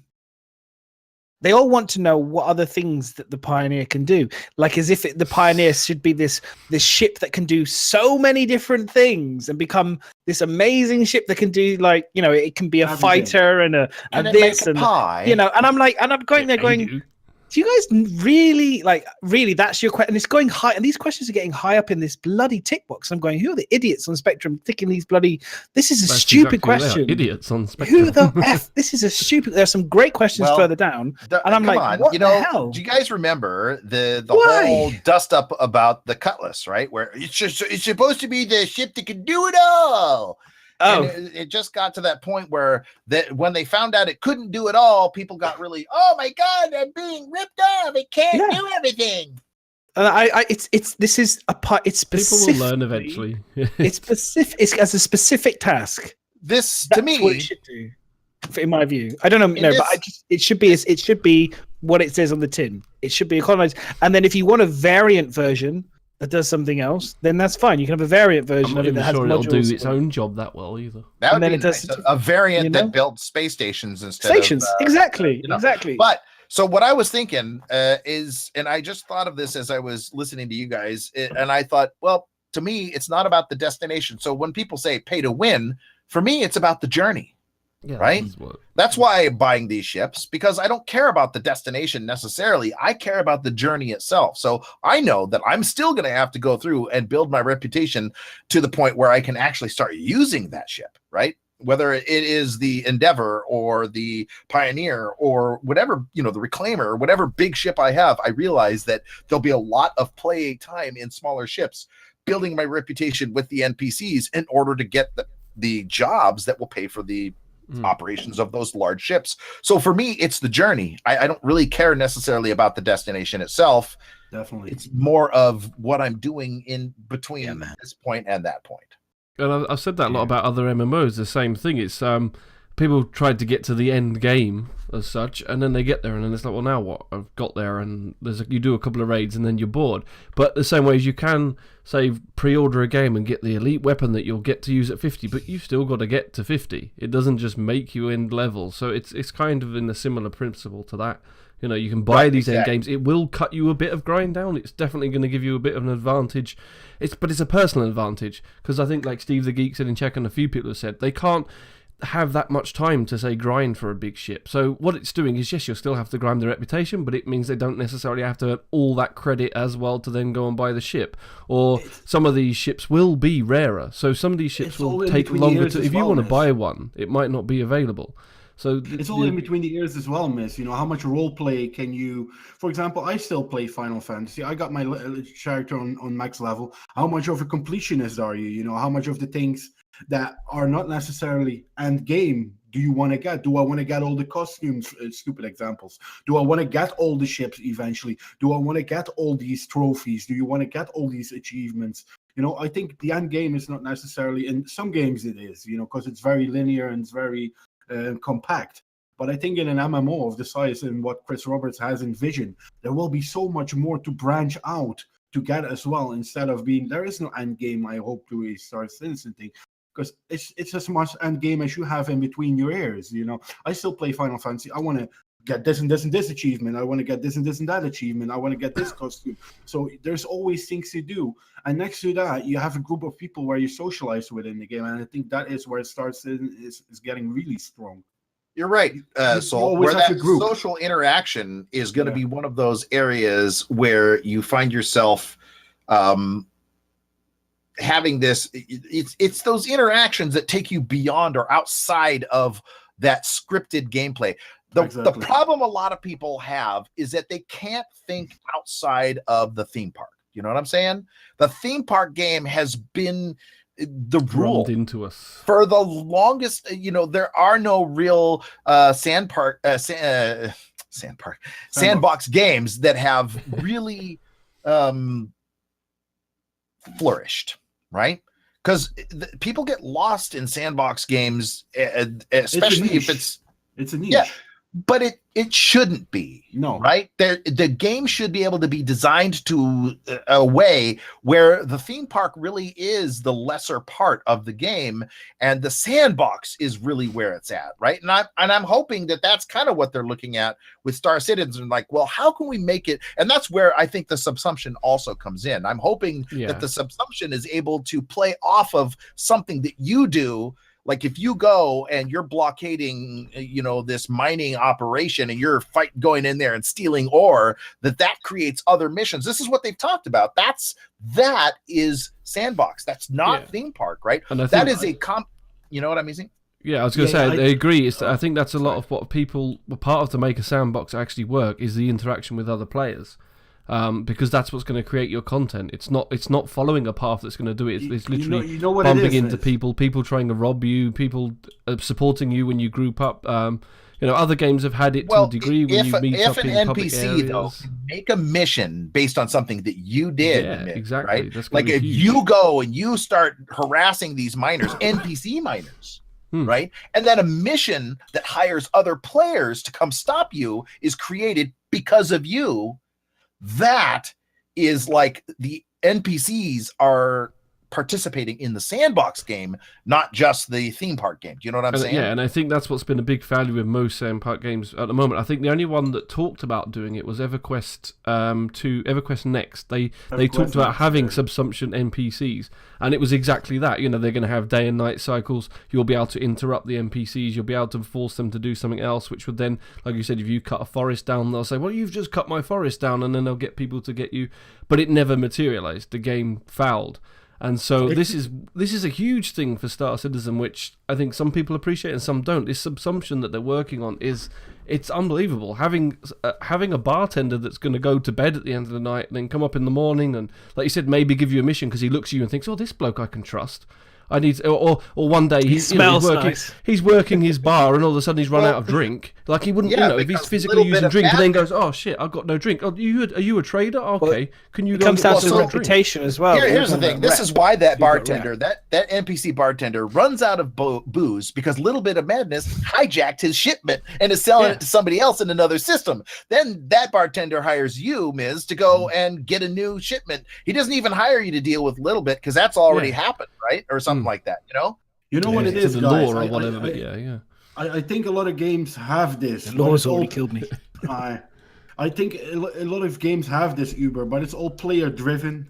And if you're not in that mindset of that player driven content, so to say, the subsumption will really help the people that have that a bit less and that need a bit of guidance by the game itself.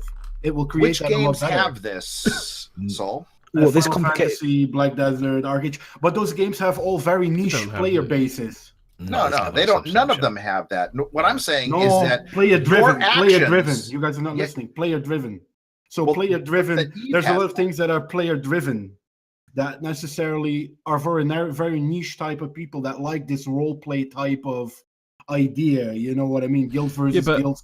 I think like what Urban Nerds is saying is that it with the interaction of the NPCs doing the subsumption, it then it loses the player-driven aspect to a certain degree. Right, that's what I'm trying to say, is that the NPCs will generate missions based on the actions of players, right? So like I was saying, if Little Bit of Madness hijacks a booze shipment and goes to another system and sells that booze shipment, he makes money.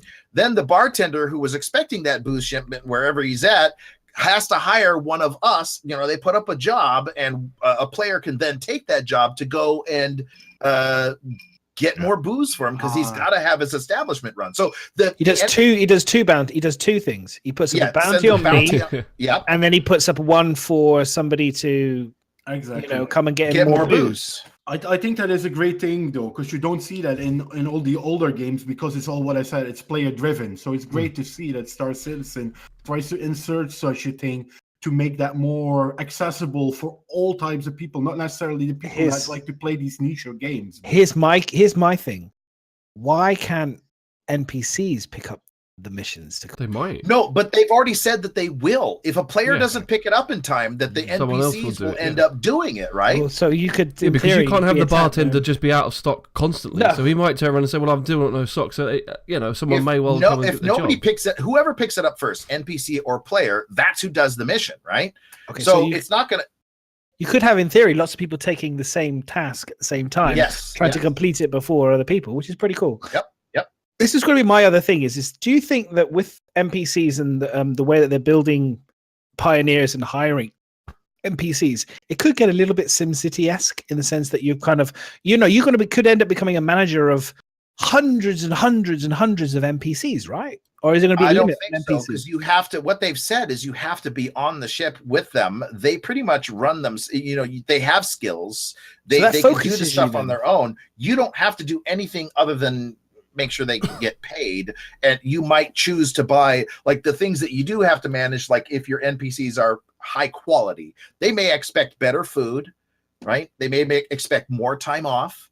And if you don't give them those things, if you try to cheap out, then if somebody else puts up a bid or some sort of looking to hire these people, promise to give this, they may leave your ship and go to somebody else. Remember, you don't control the NPCs. That's AI. It's not like. No, that's ships, and I understand. I completely understand. But what about with base building and, say, for example, building a farm or building a 4K community? If you build a community, what I was thinking is that if you build a community, you're going to be moving into that. If you build something that is NPCs are going to use, it's going to be like you're building a mining outpost for Shubin. Shubin will then populate that. You don't have anything to do with that. The NPCs will end up working there, but that's because they're employees of Shubin. You build something for Rayari, and then Rayari employees will work there. I don't think that we're going to be able to hire employees, leave them on a base, and then fly away, right? I don't think it's going to work that way. Now, it may be that they move, you build stuff. I don't know how they would work that, but as far as I can understand, I think that's how they're going to do it. But yeah, I was just curious. I was curious about it. I was just thinking about it because I was thinking we're going to have all NPCs, and if we can build bases, and some people just like to be solo players, but they want to generate revenue for themselves. And if you're just only able to have NPCs basically doing what you're doing when you're doing stuff, like on ships and stuff, it's like, well, then what's the point of building a base and having people running it and making money farming? But some people like that, though. Some people like a management type of role. That's what you want to do. I want to just own loads of buildings and own it. Is that wrong? Is that just no? It's not wrong. I'm just curious in terms of if Nerd was saying is you can only do it when the people are with you. Do you know what I mean? So if I built a base and I want that to generate money whilst I'm going to fly in my spaceship, they're not making any money. I don't think they've actually confirmed yet, have they? Whether they haven't talked about to get that. that. Now, I mean, bases are a newer thing because obviously we were going to have ships, and they would need to be on the ship while you're flying it. You wouldn't be able to technically say hire a pilot, a gunner, and everything else, and then let them fly your ship somewhere. I mean, maybe no, they've already said that's not going to be a thing, right? Yeah. So, I mean, but outposts and mining facilities is a different thing. So they may just choose not.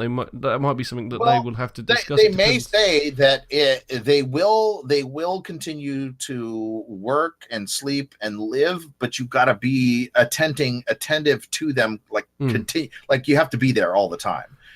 You can leave and fly to another planet to get supplies and come back as long as that's what you're doing. But you can't just go off to some other solar system and be dinking around over there, dogfighting, and not come back for weeks or whatever. That won't work, right? You have to be attentive to that kind of like. So if you go off in one of your ships to go get supplies for your base, then I think that maybe like what you're saying a little bit, you could have miners or people working in there as long as you don't change your route. Because if you leave for too long, maybe they'd get ticked off, or maybe that, I mean, that's what I was saying. Is just what I was saying. That was my point right back at the beginning. Is there a risk if they were to follow that road that it starts to become a bit of a SimCity management kind of game? What I'm saying, it's up to you. And I don't know, and that's what you were going to say. It was like, well, that's not necessarily is that a bad thing? I'm like, well, probably not. I kind of like the idea of kind of that kind of management and stuff, and the idea of it'll add a layer of complication. So you could be on a mission exploring, you get a message to say, hey, Frank, the senior overly manager at my base, has broke his hand or is decided that he wants to leave and has been offered more money to go work for somebody else.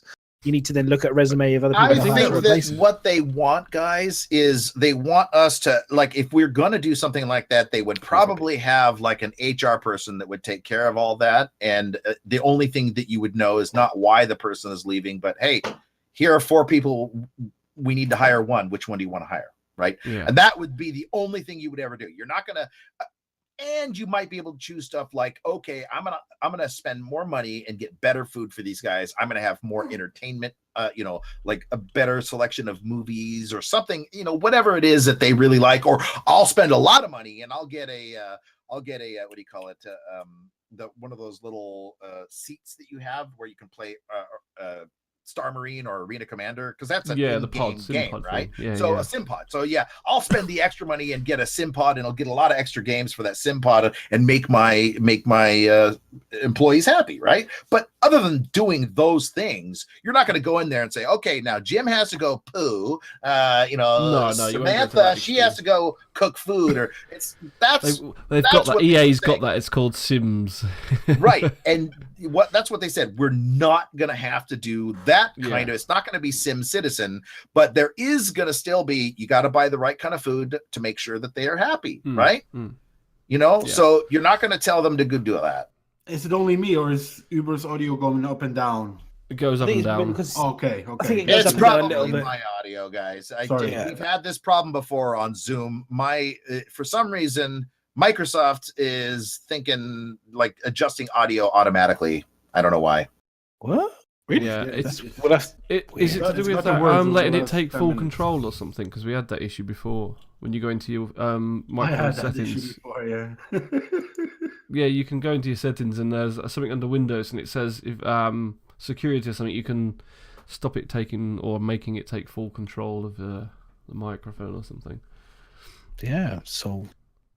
I noticed. I thought maybe it was just if you were leaning away from the microphone, as I do. No, I don't think it's that, because sometimes it doesn't move and it goes up and down, but it's not too bad most. Yeah, no, it doesn't have full control, so I don't know what's going on with it. It's just messed up. Okay, all right. Well, we'll just maybe Zoom needs full control though, because that's the thing. Maybe so that it keeps the. It might be that Zoom needs full control. I don't know. Full control. Yeah. Give me all your control. Or not Zoom, Discord. But yeah. So here's a thing. So on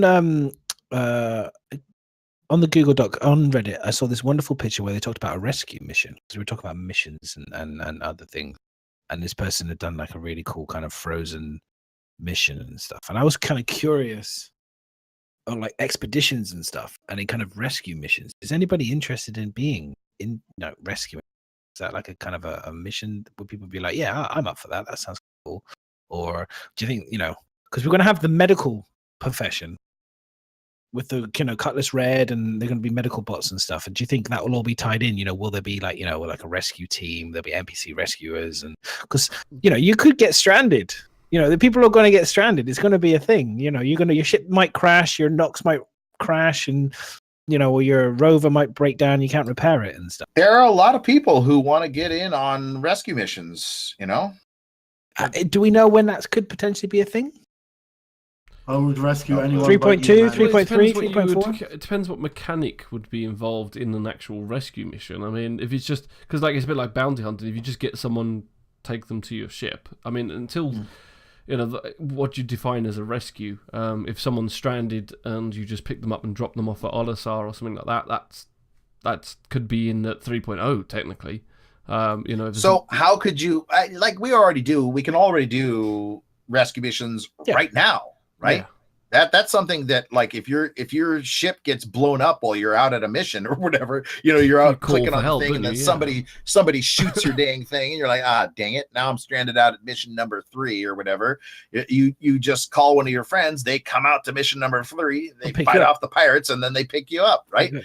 So there's a rescue mission that already exists in the game. So how could you? But that's the issue that we're having at the moment, boys. That's the issue that we're having at the moment. People are not creative enough, or don't want to say that. Let's phrase it differently.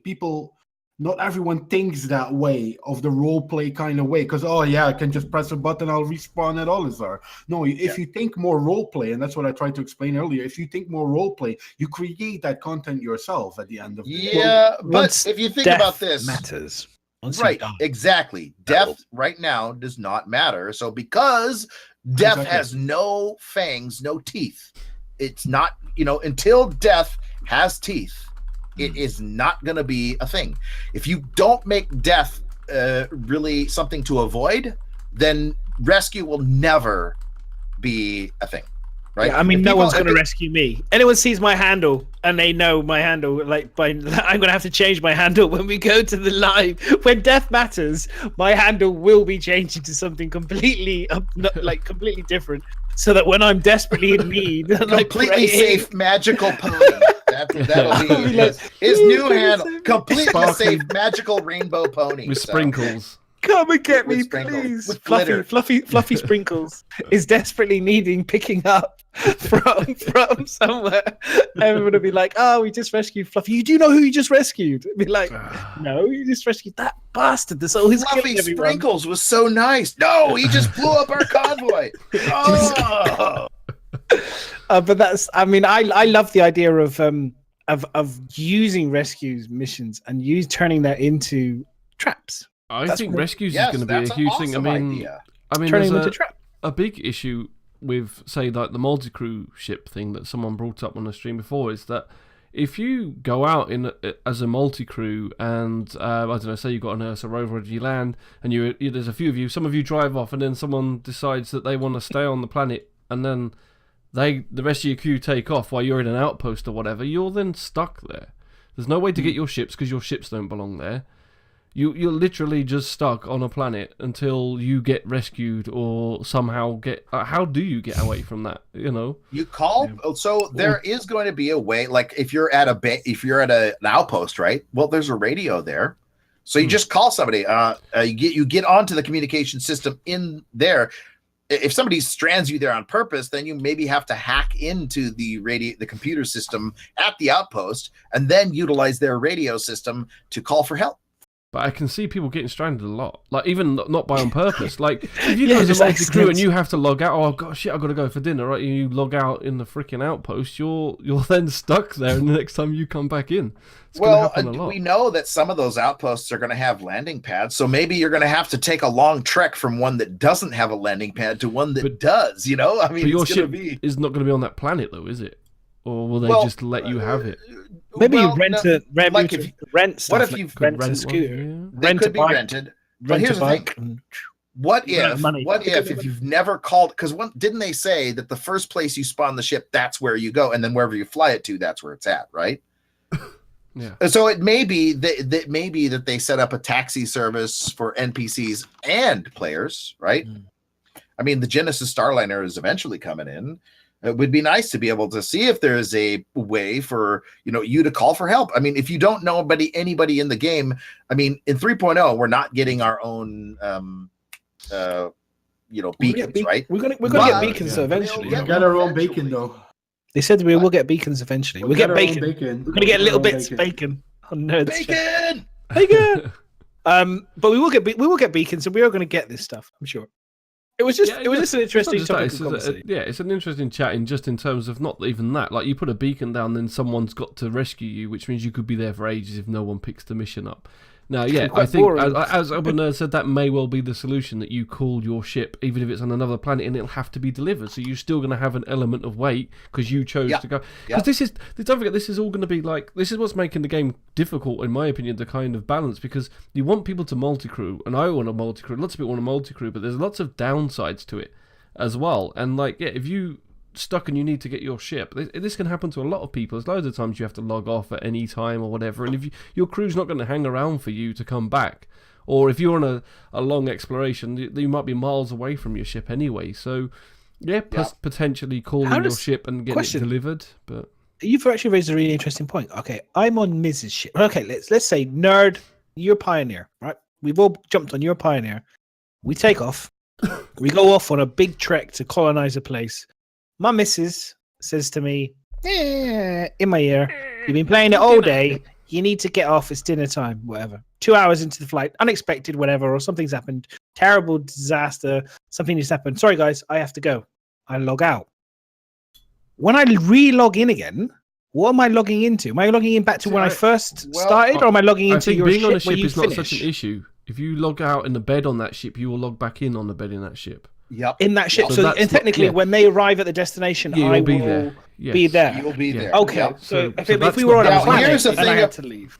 Right, and here's the thing about that. I think what they have said about that in the past, I'm like, well, what if somebody's doesn't log back on for a long time? Well, what they said is, once you get to a port that has like the habs, right, those little habs, you could then, as the captain of the ship, choose a bed. You'll have maybe some way to choose the bed and say, put them on the base if they're not ever logging like back on to clear up that bed, right? Thing. Yeah, some way to manage your ship. Listen, people logging out on my ship would be a problem if I'm having one of these bunga bunga parties. Put them on the ejectors. And someone logs in and I'm having my little toss there and Madness walks in. That's not going to be good. That's not going to be. You're going to be putting me on the ejector pod, aren't you? So you'd be like, oh, he's logged out. We'll put him on that bed, the bed that gets ejected. Open the bed. I have a great idea for that. So you know how the logistics of the Bano merchantman work, Leah? They're basically like containers hanging underneath the ship. You're going to go in one of those containers, and we're gonna release the button. Right. Thank you. You're such a. I'll put some. I'm so glad he's staying with the podcast. I'll put you into an escape pod with R2D2 and C3PO. Yeah, exactly. Start shooting. Pretend to shoot with lasers. You'll wake up and go, what? What the? I'd always just on that. I'd always remember when Seth MacFarlane did the Family Guy episode when the guys were standing there with the lasers when the escape pod goes and they go, yeah, just let that one go. And the guy's like, what? We paying by the laser here? I love that bit. That was one of my favorite. Imagine me having fun with my pineapple and you walk in. You know what I mean? Oh Jesus Christ! Oh Jesus. Okay, so you have a moving thing on. for pineapple, don't you? It's like, I love pineapple, do you like that song? It's a pineapple. Here's a pen. Pineapple pen. No, I don't like it. I hate it, to be honest. Did you dress up like that with that cheesy leopard print suit and stuff like that? It probably does. I want to see you dress up like that. I was at the shop earlier to pick up some cranberry juice, and I saw the pineapples, and I was like, maybe I just need to bring one home and just sit all day with the pineapple on mine. You should do. You should do. No, I cannot. You should do. I was just going to say, just as we're talking about ships and stuff, and we always like to talk about ships, but the Carrack starts production today, by the way. According to the schedule. Really? It's not going to start production today. I think they already started working. It's in production. That's the problem that we're having. Creating the WoW that they was already in production, or they were starting work on the production of it. So it's I wouldn't follow that schedule even. No, I just love it because Reddit they say starts production, and I always get really excited. I kind of go. Like I'm just getting excited as if we're about to see loads and loads of images, and then I'm like, well, not yet. But this is the issue, man, is that the Star Citizen community has at the moment. Everyone and Reddit blows that up. Yeah, and this is just an opinion. Yeah, you have these people that follow. Blow it up. Take it out. No, that's fine. But you have these people that follow the schedule as if it's holy, as if it's the truth, but it's not. Don't follow that damn schedule, because it's never according to the damn schedule anyway. It might be a rough guideline, but it's not an exact date. You're on mute again. You're on mute again. Mute. The problem is that everybody who's reading the schedule has never done project management. No. Pretty much. You should never follow the schedule. It's just a rough guideline of around and about. It's what they want to be working on at certain points in time, basically. But they mentioned when they were... So this was come up in Discord, and someone was saying about it, and Jared said at the end of the happy hour where they were creating the WoW, they said the character's gone into production. Or I can't remember. I think it was those words, or it's been worked on. So that was like a couple of weeks ago. So yeah. It just for most people, it's like when they think of a schedule and it says, "Hey, we want to have this done by this time," they're thinking, "Oh, look, I could build a porch, get the wood, get the nails, put it together. It'll be done by that time." Well, yeah, that's exactly how that kind of schedule works. However, this is software. And you have no idea how long one bug might take to solve or find, for that matter. I mean, it could be that your schedule to get this one thing done could be, 6 weeks, but it takes you 16 weeks just to find the damn bug stopping you from being able to close this item or that, And so fixing the bug creates another bug. That's how it normally goes as well. So we fix the that's bug what I'm saying, create another bug. But this is the thing, this is the understanding that I think everyone has to this is where, I work not in software, I work in shoes. But the truth of the matter is there are similarities in all business. The truth is, the customer doesn't give a fuck about all the crap that goes on in the background. They just want the product at the end result. And that's the truth. And it's the same with anything that's ever made or anything that's ever product. That's nobody cares. But that is kind of what's difficult with what's happening now, and this game and what it's doing and how it's being open, so open from so early. And this is why people are getting so angry about delays when they're not actually delays. It's just part of production, and it's because we're not used to having a game and seeing it from so early on, like literally so early on. And then, so some of us are interested in the mechanics and the working of us, but most of them that do see the game actually do just want something to play. That is true, and that's what people come and see. You get the hardcore ones that want to see everything. They want to see how it's upgrading, but it's just a whole new thing, really. So I think that there's also in project management, there are some terminology that I think a lot of people, when they talk about that we are. Did you say product management and lots of phrases? Yeah. I mean, there's a lot of terminology. I love project terminology. That is it. Project management terminology. They love their terminology. But so think about this. Like, so I see somebody here that says not customers, shareholders. I've heard a lot of Star Citizens talk about themselves as shareholders. You're not a shareholder. No. You're a stakeholder. That's it. Not a shareholder. I don't get any payout at the end of the day when someone else is buying it. Don't give me any money. Is different than shareholder, as in we all have a stake in this. We all have an outcome we want. But you're not a shareholder. You are a stakeholder in just that. We're a part of this. We're participating in it. We're kind of investing for future fun. But that's about it, guys. You're not getting a payback. At no point when you gave that money over did it say you have a certain amount of say in the project, way going forward. It doesn't say that anyway. I think You're not we signing must a contract. Be glad as a community how much we have to say in this project, because these guys people seem to think they got right. Awesome in how much they listen to the community. Any other game they tell you to piss off. Any other game they tell you to piss off. I think. Because them being that open and listening to us has maybe given the impression, and that's what you get. That's human, Uber. You know what I mean? You give them a finger, they take the whole damn hand. You know what I mean? So yeah. No, I get it, and I understand, Bent. I was just wanting to clarify that, because I think that's a mistake a lot of people make, because those two words, they really have a distinctly different meaning. Do you know what I'm saying? Oh, I like it. You know what I'm saying? Wow, yes, get in conversations with challenging the chatters. I like that. That's good stuff.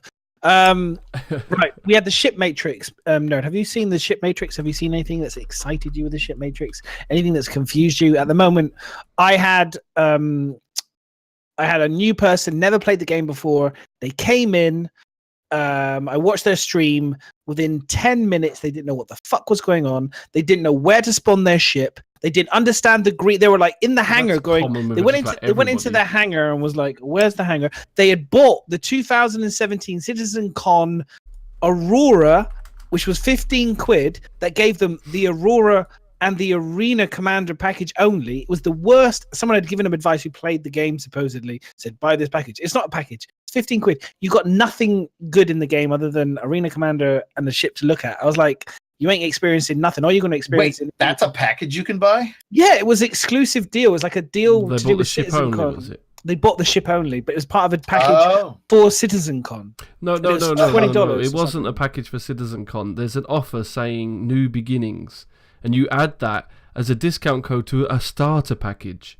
It probably worked on the Aurora MR. It works on the Aurora MR only. It doesn't work on the Mustang, I think. It just works on the Aurora it's MR. just for the but it's the MR Aurora. starter package they should have bought. But probably what's happened is it's actually allowed you to use it on the standalone MR as well. So they that would have been it right there. Yeah, so by this, mistake so there you go.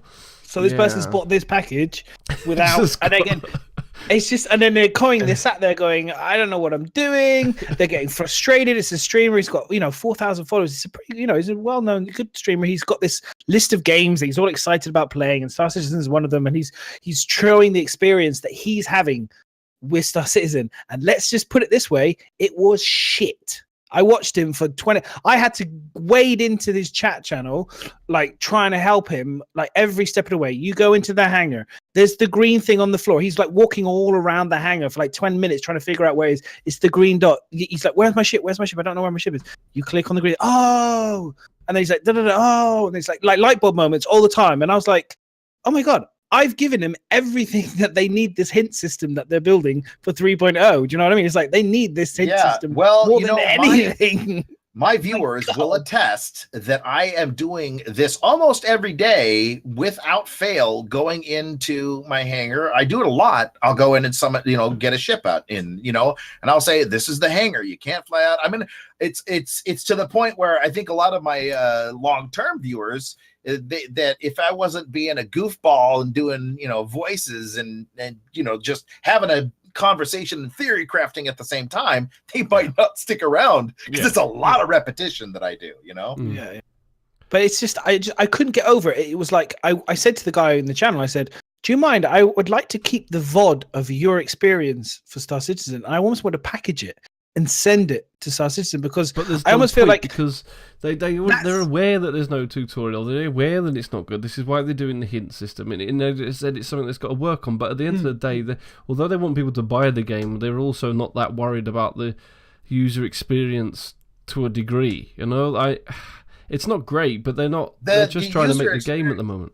Yeah, I agree there, Miz. I think that the issue is the user experience is not really important in terms of the brand new user. It's getting to be more. That's why they're doing the hint system for 3.0 because they know 3.0 is going to absolutely explode the new user base, right? But this come back to me putting the shit. It's unfortunate that it's taken them so long after Citizen Con because that we're getting literally thousands, tens of thousands of new. I've seen tons of Auroras now. Yes, I'm literally, that's all I'm blowing up at the moment. It's just embarrassingly boring. It's like I'm literally, another Aurora, boom, another Aurora, boom, another Aurora. And then, I'm getting so lazy. Every time you do that, as a new player says, "Fuck this game." Asshole. I'm not playing this anymore. Asshole. I literally get so you're probably causing more problem than the lack of a tutorial at the moment. That could be true. That could be possibly true. But I'm like, well, board backers like yourself are causing more trouble. I'm getting paid by Chris Roberts 250 AUEC to blow your Aurora up. So hey, blame Chris Roberts. But I just genuinely, I'm like, the Matrix has come into play now recently. I don't know how accurate it is. I've been reading through some of it. It still seems pretty disjointed and fractured. I kind of sometimes wish they would just put up a great big, take the whole web page down and just start again. Put a basic thing up for now. Just put a load and say, guess what, guys? Rework coming in a week's time. This will be here. And I'm like, I'm. But it's so confusing. The only thing that confounded me on the ship Matrix was the cargo space in the Starfarer. I'm like, Are you kidding me? That there's nowhere near that. There can't be 3,600. Haven't they said some things are wrong already? It's like yeah. So that's why I haven't jumped on looking at it, because it's like I think they've already said, oh, this ain't right, and this. It's like, oh, some people just said, there's some stuff that's not right. Either missing or just not correct. Like they've added a 2 to something, or like, you know what I mean? Yeah, extra 0 on the end. It's like it's not. Yeah. So I know that the Starfarer cargo space isn't correct. But I don't know exactly what it should be. I think they just added an extra 2 or 3 into it. Here's the question. This is what I was. The good thing is this just shows me how quickly they can amend these mistakes. So if the mistakes come in saying it's wrong, and they've said, hey, guess what, guys, it's wrong, and it doesn't get changed for about 6 months, they're still just as crap in terms of the ability to update their supposedly improved pipeline for improvements for the web page. Yes, it should. It should be fixed. If they're saying, because they're saying quickly, that's a plan forward. They're saying to us they've improved their pipeline. It's but more efficient. We're going to be able to improve it. I mean, we'll wait and see. I'm not, I'm being a little bit harsh, but I'm just like, it can't happen.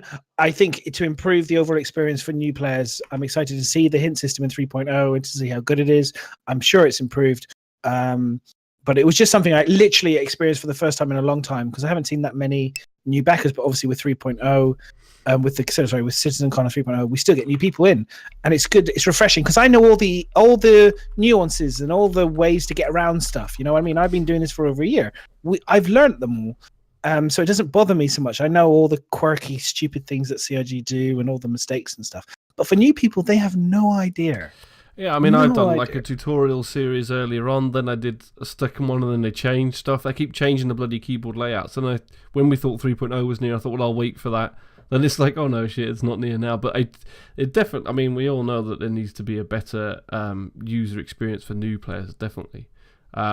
Hopefully the hint system will help a bit. Because I mean, my dad's a good example. He played, and he got in the ship in the hangar, and then he couldn't get out the seat again. Because there's nowhere does it tell you that you have to hold F down to get out rather than just press it. And so he sat there and he rang me up, and then he goes, look, I've been sitting in my ship for 10 minutes trying to get out of the seat. And it's like, come on. It's stupid. It really is. So, and I've seen comments on Facebook, people going, it's just really hard to get into. And it's once you know those basics, it's easy. But there's nothing that throws those basics up in your face to start off with. Do you know what makes me chuckle is I think of some of the gamers that stream these games. I think of the Twerks and the Sources and these guys, and they have a natural personal interest in these games. But when I watch them play other games, their patience is like this thin for some of these games. Like if it's not does this immediately, I'm using some names here, but generally some of the big and their patience is very thin when they play these other games. It's like, and they get very, very critical about it. And I'm like, oh, hang on a minute. You've been really patient with a game that's probably got one of the worst web pages, one of the worst user interfaces, one of the worst kind of like ways of getting you into a game. Most people would be turned off by it. And then they don't. And I just find that it always makes me kind of amusing. Like it's the same for me. It's like I'm willing to accept so many fuck ups from CIG. In this game. I'm almost the opposite now. I play other games and I accept bad stuff. Oh, really? Much. Okay, yeah, that's true. I'm the opposite because I was used to Star Citizen and things that work, and you think, and then you realise, hang on, no, this isn't an alpha, is it? This game's been released. That's true. And you're I play like a lot of people got really ticked off about No Man's Sky, but I have played it since the beginning, and I don't, I have no problem with it. I was like, it's a lot of fun, I mean. It can get old after a while, but actually I've always liked that type of survival game. I've always had this kind of affinity for that kind of thing. So for me, having to go out there, survive, and watch my, as the the food or the oxygen, like to make sure that I got to get back to my ship and I got to get my energy back up and get back out there. So I actually had fun with that. I did stream it this last summer. A little bit when the new patch came out, so that was a lot of fun. You just lost your part. It wasn't so much that whether it was fun or not to play. I think most people were just aggrieved with the fact that it said it was going to have a lot of things in it, and it didn't. And it's one thing saying that when it's an alpha, it's another thing when it's supposed to be out there when it's released. And I think that's what most people, not necessarily the gameplay, and people didn't get past that. Then it was just like, it hasn't got this and it hasn't got this. Fuck it, refund. That's what happened. I think mostly. Yeah, some lessons learned. I think, but to be honest, I think that's fair though, because I do honestly think it's not. I'm not saying you shouldn't go back and play the game now if it's added the stuff that it wants and you get a decent price for it. But I do think there is an element that sometimes these games companies get away with telling you they're going to put stuff, then they don't, and the only way to vote is by not buying the game or get your refund, get that money back, because they should not have sold you that game. They did deserve to get a lot of heat for what they did, and they deserved all of the refunds. Sony should have got a good chunk of that heat as well. To be fair, but that I think as well. That it was unfortunate that Sean Murray went out and said the things he did. He never. Well, yeah, but he was saying, "Oh yeah." But Chris Roberts is guilty of coming out and saying, "Guess what? His game's not released. 3.0 is going to be out in so it doesn't matter. People that build games, they're excited about it. It doesn't matter what Chris Roberts has said, because what Miserable's saying is true. This game isn't released. What Sean Murray said, it doesn't matter what he said up until the game was released, right? But once it's released, if the stuff that he promised was going to be in the game is not, if they had waited one more year, they might have had a lot of stuff in the game.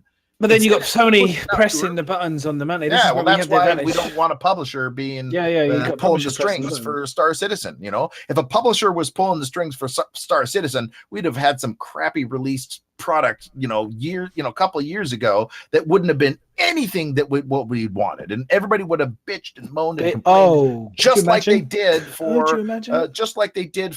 look at Mass Effect Andromeda. Oh my God, what a train wreck that was! And even after they fixed it, it wasn't good enough because they fixed it way too late. They fixed it after they released it to the public, and months after, not even just weeks, but months after. It took them a long time, and it killed it so bad that they're no longer going to make any Mass Effect Andromeda or any Mass Effect. I mean, could you imagine like a publisher trying to do Star Citizen? Like, if it wasn't us, like imagine like they've been building and building and building. Like, I don't know.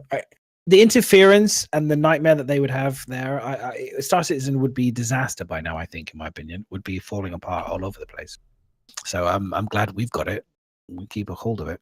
No, there was no promise made by No Man's Sky, but what he did say was, like, would you ever be able to multiplayer with you'll be able to do multiplayer and stuff. He didn't say you couldn't see the other people, right? And there was no absolute interaction or multiplayer capabilities because there's no seeing anybody else. There's multiplayer there is although you're a little orb, right? So, still not quite there. But I still think he didn't say the word promise, but he still said it was going to be in there. They still said it was going to be there, and it was not just that. It wasn't just multiplayer. There was lots of things he said, and he did multiple interviews. And like I know Sherman says the office may have flooded. Well, then you have to put back your release, don't you? If they're being published as well, you can't just. Don't get me wrong. I like No Man's Sky. I still play. I still That's do. What I'm saying. And, I bought it twice just to show how much I actually like No Man's Sky. I bought it twice. You were right, and I bought it on the. It's fun. It's fun. I still play it. It's still fun. So I think that the problem was that it was the publisher saying, you got to do this now. You got to do this now. And what Sean Murray was saying before the release date, right? Before it was announced, this is the release date. What he was saying was probably true. So he wasn't lying, right? No. The problem is that it was the publisher that made. Yeah, Sean they then Murray said release it next week, and it's like, oh shit, okay, but it's not going to have any of that stuff I just said it was going to be in there. It will eventually, but not at the date that you're now saying. So, yeah. So it was the publisher that made him a liar, and unfortunately, nobody, he had to go. I mean, he was a rock in a hard place, Yeah. My heart goes out to that guy. That's No Man's Sky, and like I said, it's quite a divided kind of game. I find it quite an interesting game that's divided. The reality is, if you look at the reviews on Steam, all the recent reviews, all very positive. That's what says a lot. There's a lot of games out there. When you look at the recent reviews for games, they're garbage. If you look at and they started off really good and they've gone into the tank. Whereas if you look at No Man's Sky, it's the opposite. Bad reviews to start with. It gives you a mix because the reviews at the start were so bad for such a long time. But if you look at all the reviews recent, longer to develop it. All good. It was published too soon. And when he got out of the time and put stuff in it, $15 or reduce the price of it, $20 indie game. I think no one would have complained. Everyone would have said, "Oh, cool! This is an indie game. $20. Okay, cool. This is going to become something great. We can see the potential." And then the guy could have come out and said, "We're still working on some of these multiplayer aspects. We didn't get them, but here's the indie aspect of the game. Could have turned it into an early access game for fuck's sake, and it would have been fine." Anyway, right, moving on. So there's a few. There's the Endeavor. Have you seen the new latest Endeavor picture? Anyone here? Which one is that? It's the Oh, one that no. says There it Endeavor is. pic. I did not Very, see very that. cool. Miss, is he hijacking your hosting today? No, it's fine. He did this first Okay. part, so it's fine. Fuck me, man. It's last time and you're hijacking Mrs. hosting here. I'm not hosting. I'm just saying if everyone's seen it, if people have seen it, it's fine. If they haven't seen it, I've got the picture in the Google Doc. It's the one that says Endeavor pic. Very, very cool. There it is. So I don't know if anyone's seen it, but there you go. That's the I haven't seen picture. that. It looks cool. So he's got the habitat. Looks like you got the habitat areas. There's loads. Looks like it's going to be Yeah, a but heavy number of people. And I don't know if this that's is not new though. That's from when they first released it. Yeah. Oh, is this when they first released it? Okay. Yeah. I have that picture in my database of pictures. Oh, this is Yeah, why I love Reddit. This is why I love Reddit because I didn't know Someone's that. dug it up from somewhere. Someone's dug it up and made it out as if it's new. But anyway, whatever the case, Yeah. it looks pretty sweet. I was like looking Isn't at that it. Going, awesome? That's the Hope class configuration, right? Yeah, so it's the I was like- hospital with a bunch of beds and stuff. because I haven't like the Endeavor is my. It's like if you were talking about like the That's Dr. golden Drones there ship. in the middle. That's Do you my see it? end game ship. That's the one I'm going to work towards owning. So I've looked at the range of ships and gone, okay, what do I want? I've done mining in Eve. I don't want to do it anymore. So I want to do farming and I want to do kind of agriculture and that side of the game. So the Endeavor is that ship for me, and I'm going to work to it. Like exactly what you said, Nerd. Is you want to earn it. I don't actually want to buy it. I just want to have that at the end of the game. So when I saw the picture, I'm a bit like one of those people, when you have trailers for a movie, you don't want to know too much about it, like Star Wars or Yeah. it's the same thing as I don't want to know too much about it, just little sneaky bits. So when I saw this, I was like, oh, that's cool. So the fact that it's an old picture, it doesn't bother me too much. It was kind of, but the big concern for me was the number of people on board. I was a bit like, I'm a solo org. I'm like one guy. So when I was like, shit. when I look at these big ships, another thing with me at least was that what's my goal in Star Citizen? Well, it isn't any ship.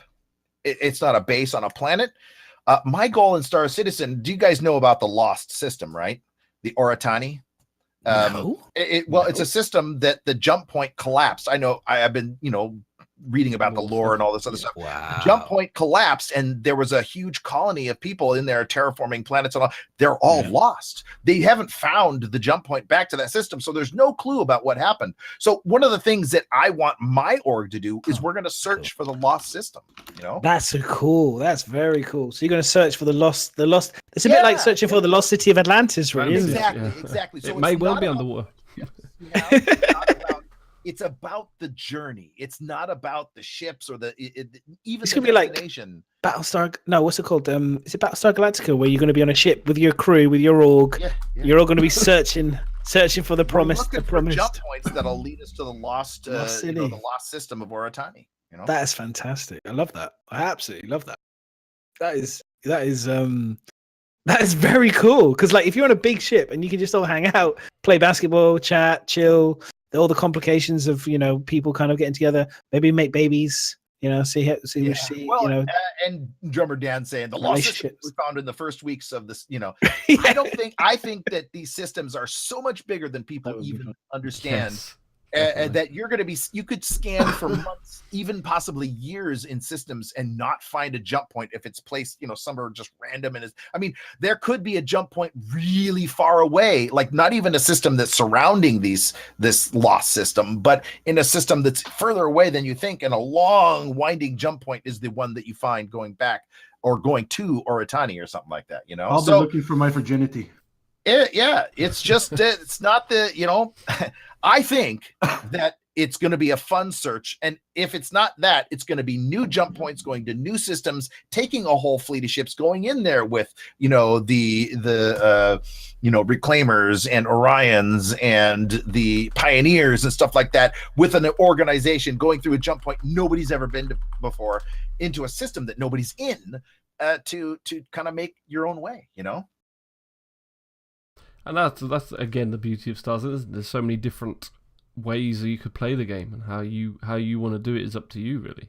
Everyone's got different goals. So, but I think with even the planets, like with that art corp sort of thing, like you was on about the size of it, it's just like the scale of everything is so massive. And it's so hard to even tell when you see a ship, and it's not until you actually zoom in and you find out there's a little person standing by the foot of that ship how big the actual ship is. So then you times that by the planet, by the system, and everything else. Yeah, it's. So do you guys like the what is that game that's coming out by Rockstar? The what is it? LA Noire. Are you guys looking forward to that kind of game? Anything from Rockstar, I'm looking forward to. So I was thinking, and I don't know if CIG is going to do this or even think in this direction, but wouldn't it be cool to have an entire set of gameplay where you're a PI in a city on a planet where you're just investigating, maybe even just petty crimes, little booze running here, a little, squabble between two pub owners. You're getting Blade Runner on me here, aren't you? You're thinking that advertisement. You're going to get your long coat, your fancy gun, and you're going to be throwing doves off of buildings. That's all I'm going to see Ned doing. Right? Wouldn't that be awesome, though? But think about all the gameplay that you could have just because of the size and the scope of these cities. Think about the gameplay that you could have just within the boundaries of a city. There's no reason why not. Definitely. Why the hell not? I think that would be fantastic. Loads of NPC missions. I mean, many people ask that same question. Could you potentially buy Star Citizen without owning a spaceship? And if they do build the level of subsumption and to that level of detail of having missions that you could potentially live your entire gaming experience on one planet where you could have enough storytelling and enough kind of random missions to keep you satisfied, that would be tremendous. That would be, for me, this game would be the greatest game of all times. If you could literally spend your entire gaming career doing a PI on a planet only, that would just be unbelievable. That would be it. Like, you played Star Citizen as a PI only, or as a caretaker cleaning up people's sick in a bar or something. Or with imagine a fully fleshed out farming mechanic where you're on the surface of a planet with 4,000 acres of land that you're just sitting there and doing actual, farm simulator, but in Star Citizen. I love the idea of that. I'm all about the whole kind of Maximilian from Gladiator kind of, going off fighting in a gladiatorium and then going back to, the whole kind of the idea of becoming a Roman citizen was very much that. You'd fight, you'd war, and then when you finished your war, you'd have a piece of land and you'd farm. Hey, wouldn't that be a great idea? Maybe they should do that. Maybe, because they have so much land that will come out in Star Citizen, maybe they should do that with the people who successfully finished Squadron 42. Citizenship. Get that kind of thing like you would as a Roman centurion. You get a little homestead, right? Yeah, that'd be awesome. Start off as a civilian with a homestead. Yeah, just a little plot of land, that would be little cool. outpost building. That would be really cool. Yeah, you start off from there. Then whatever you want to do, you get a ship, you get a job. That's it. That is your start. You become a citizen. You've got your plot of land. Boom, off you go. What are you gonna do? Yeah, that would be so cool to have a plot of land. But you have to finish the Squadron 42 in order to get that thing, right? I think that they should. I've always thought that they should do that type of citizenship. Like, I was thinking of, like, when they talked about citizenship, when they first talked about Squadron 42, it always felt like Starship Troopers. You become the movie. You become, you get your citizenship, and then it's seen as a big thing. That's the whole point of playing Squadron 42 is you become a citizen within the world. But I've also thought that if you didn't want to do that, and you didn't want to Squadron 42, that they should create little sub stories for people that you could be a brigadier. You could be an orphan, you could be a whatever, you could be a street rat, you could be a, little mini stories for all these other potential things you could choose. Lots of different potential starting points. You're going to get that anyway in terms of, cool. Like, if you don't become as a civilian, you'll be a non-civilian. So obviously it would work in the form of reputation. So people will look at you and go, why aren't you a civilian? Or you may be banned from going to certain places because you're not a civilian. I don't think you're actually going to pick a background story that's you don't think you can pick that and make up. No, I don't think so. I thought they might give you a little bit of an option, just to kind of just sprinkle a little starting point. You know what I mean? Just a little something, because Eve does it. You choose your kind of your race and your kind of your backstory. I mean, it's possible. It'd be kind of it's nice possible to have if they allow us. Or you could fill it in yourself. You could maybe fill it in yourself. Yeah, it's possible. You fill in your backstory. You could say, I want to be this race, and I want to be this place, and I want to do this, but then I want my backstory. You can choose to pre-select or fill in yourself, and then. I suppose so far is that we don't obviously have any idea on where you're going to start or anything. You know, we're all starting in an easy hab in Port Olisar, but that's obviously not going to be final. So yeah, you may be able to tweak things to choose where you want to start or something possible. I don't see. The thing is, you were about having like a background. An NPC's not going to be able to know that about you unless you tell them. It could maybe. Yeah, but how could you tell them? Do you know what I'm saying? Yeah, you couldn't an NPC. You could tell a player. The background really only matters for other players. Mm. What do you mean? Well, no, but if subsumption exists, then surely. Yeah, but they're not going to look at you and go, "Oh, you're an orphan." And no, it could open up dialogue. Could open up dialogue. I don't know how. The only background. Yeah, they've said that we're going to have a background, but it's only from the day that you start playing and then interacting with the NPCs. They will remember that. They will talk to other NPCs. So your history, your reputation will precede you, you know, and so there will be eventually, after 5 years of playing the game, there will, and you're not playing on your second character, but you're still playing your first, there will be a background. People will have heard of you. They're, oh, hey, you're that guy, you know, so there will be that, but it will have to be built by you, right? So here's the thing then. So potentially with Squadron 42, that leads potentially exciting opportunities where NPCs within the Squadron 42 situation, you could write code that in theory, you know, those characters could be in the universe as well. You meet once you finish. I don't know if we're going to see them though. I don't know. Cross. You don't think they could potentially cross? Because they want to keep the game separate apart from your final taking something over with you. I don't think it's right. So I think that's a shame. It's taking citizenship, taking awards or badges, or and like we were just talking about, a plot of land, right? Because we now know that land plots are in the game, right? But is that going to be something that maybe a much smaller type land plot could be given to the person who finishes the campaign in Squadron 42, right? Mm. That would be really cool. I think it would hold with Chris Roberts' idea that this is the Roman Empire, right? Yeah. Cool, there you go then. Hey. We need to that in Spectrum. Get it on as a suggestion thing. Heard it here. So far what we've done is for next year, what we're going to hear is we're going to have one guy hanging off a cliff with one hand shouting it, and then the other thing is we're going to be hearing about how it's going to be Roman, you know, Squadron 42, potentially, actually this year, it could be, you never know, they could be talking about land. Oh, fantastic. We're predicting some great stuff here, guys. And then I don't know if you guys have seen this. Have you guys seen the rover? We're talking about animations. Have you seen the rover white test on Planet? Okay, so I've done a little video. Which rover? Just a normal rover, but it's the actual rover out of white test. So yeah, but I'm just wondering, is this new? Is this something interesting? You know, I'm just throwing it. Clap it on screen and let us see. Is this good? Because this was just recently added to the Reddit, and this is what I love Reddit. Is this to show how they've improved it so the wheels don't fall off? Because remember we were seeing wheels falling off. They cost me fucking 40 quid. And things falling. Unless it's to do with like the new animation that they've got on the people, whether it's recognizing the lay of the land or. Maybe it's linked something like that, right? Yeah, because it looked greatly improved, is all I'm saying. The wheels are going over the land pretty well. This looks really good. Yeah, that looks awesome. Mm.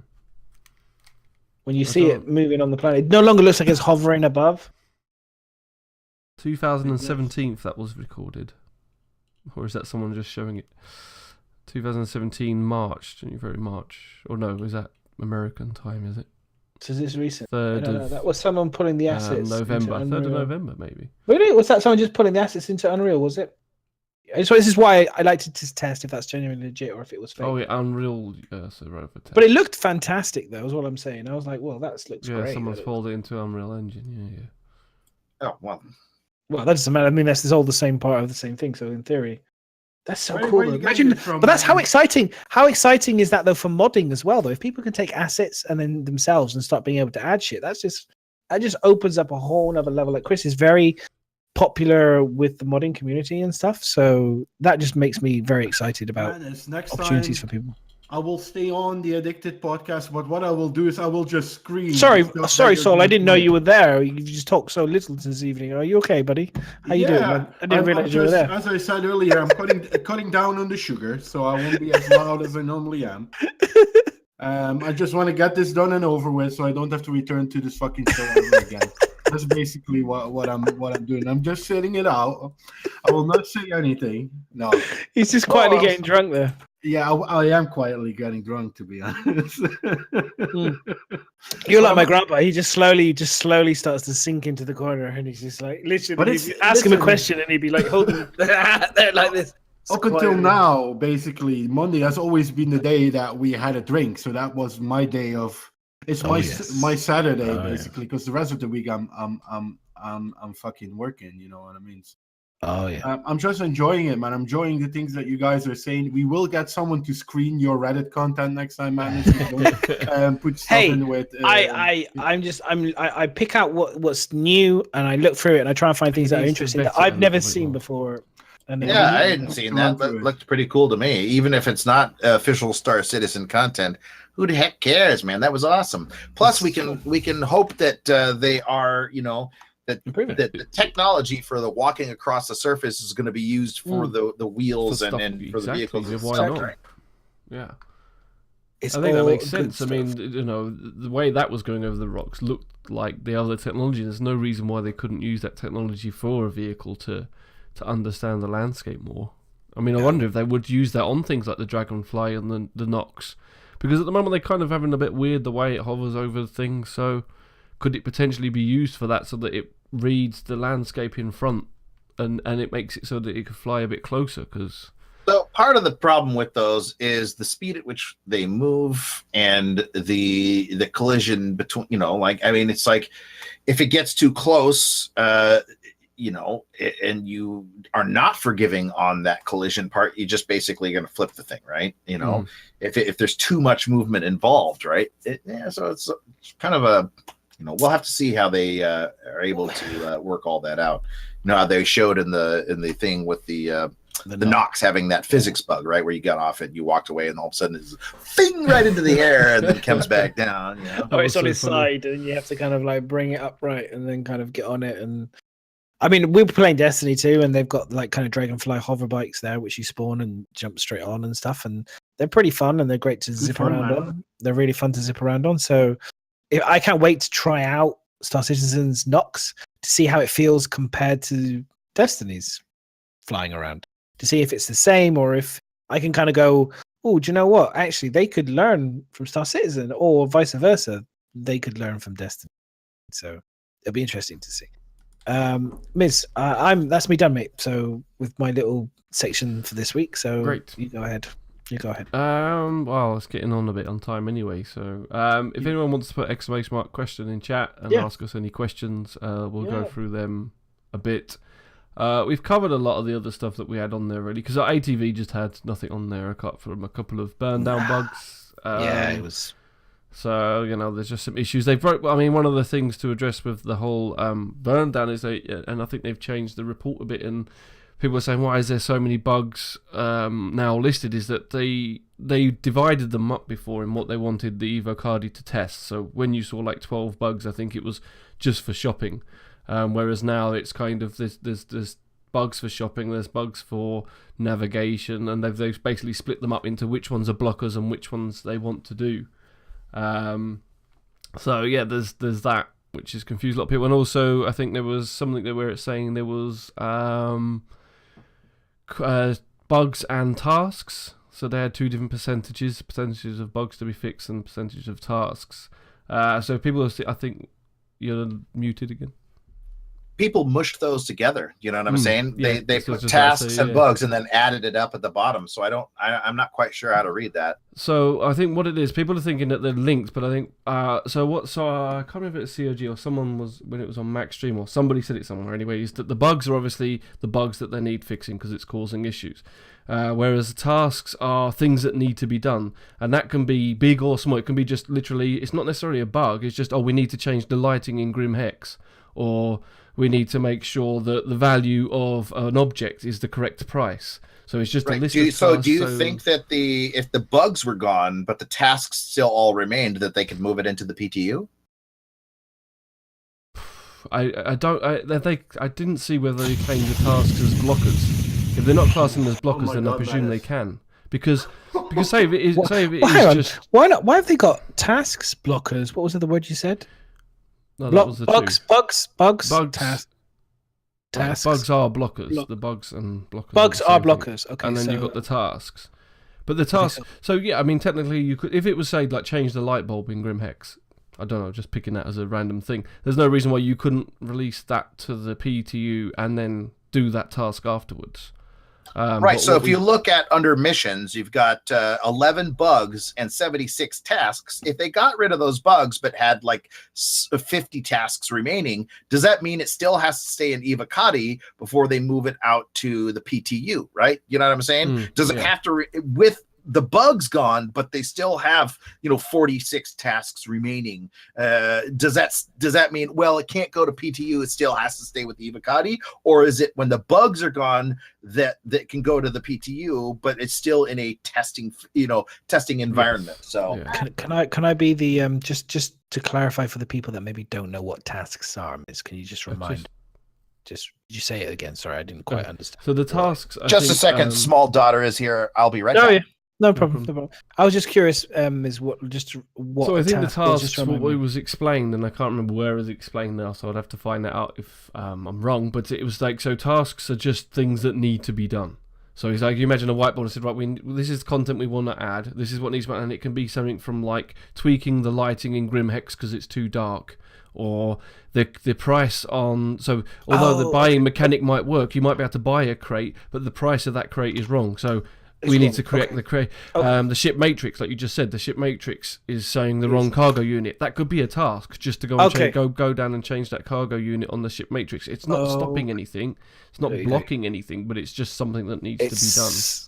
I would say with the Delta patch, the bugs are more important. Get rid of the bugs. Well, I don't know, because I've not had any official word. No one's actually told me, or at least I haven't read or seen it. But from the way I can understand it is that if the bugs go, then it's good to be released. I don't think the tasks are stopping it and holding it back. I could be wrong, so please don't hold me to that. No. I'm just saying that I think if it's simple tasks like changing lighting, changing values, it's not necessarily something that would hold the release off, whereas the bugs obviously will. So. Yeah, I think. Yeah, if you know that something's not, if you need, like, I don't know, the lighting in the HUD of something is wrong, then they can get to it eventually. So yeah, but if you can't even see your HUD and it's a broken bug, then that needs to be fixed. Yeah, I mean, I don't know about you guys, but I would be more than happy to have a bug-free but with 70 tasks that need to be completed game than having nothing for Christmas. Yeah, I mean, Tuzman makes the point, and that's the thing that I'm not sure whether it's been clarified or not. See, a task could be make shopping happen. Allow buying, so you can't actually put that would be a blocker then, because if you can't do cargo trade because you can't buy cargo, it's not a bug, but it's not in the game yet. So I don't know if there's a definitive of what the tasks are and whether they would block it. So if your task was to allow or turn on the buying matrix, that's going to be a task that's going to need to be done before they release it. So I don't know. In all honesty, it all depends on what the tasks are. And I don't know if I listened to the ATV, I don't remember them clarifying anything like that. Interesting. I don't know. I mean, because I don't even know where that information is actually, because I listened to ATV rather than watch it, so I don't know if they displayed the thing. But like with the bugs, they divided it, didn't they, as to blockers, yes. Minor, major blockers, minor, major. And so I don't know if they did that with the tasks. Has anyone seen that? Because like I said, I only listened to it. So if anyone's seen that and it's in there, then maybe they've divided the tasks up. But if not, yeah, it depends on what the task is, I think. Chat knows. That's interesting. So did we make it past my query about the tasks versus bugs? Yeah. I mean, I think we're in agreement that if all the major bugs or blockers or whatever you want to call them are done, and if there was 50, 60 tasks still left to be done, I'd be happy to have to play with until they're done. I would be more than happy. I'd rather have it than not have it just for tasks. Right. If the tasks aren't considered blockers, why they would change the terminology if it didn't mean that it was something that could be, you could live with it or without it because it's not a blocker. A bug is a blocker. A task should not be, right? Yeah. unless the task causes a bug, obviously. But yeah, that's Why what would they a little say- bit why would unknown. they I'm have- sure. Yeah, it's Yeah, difficult. why would they use that terminology if it wasn't a bug? Mm.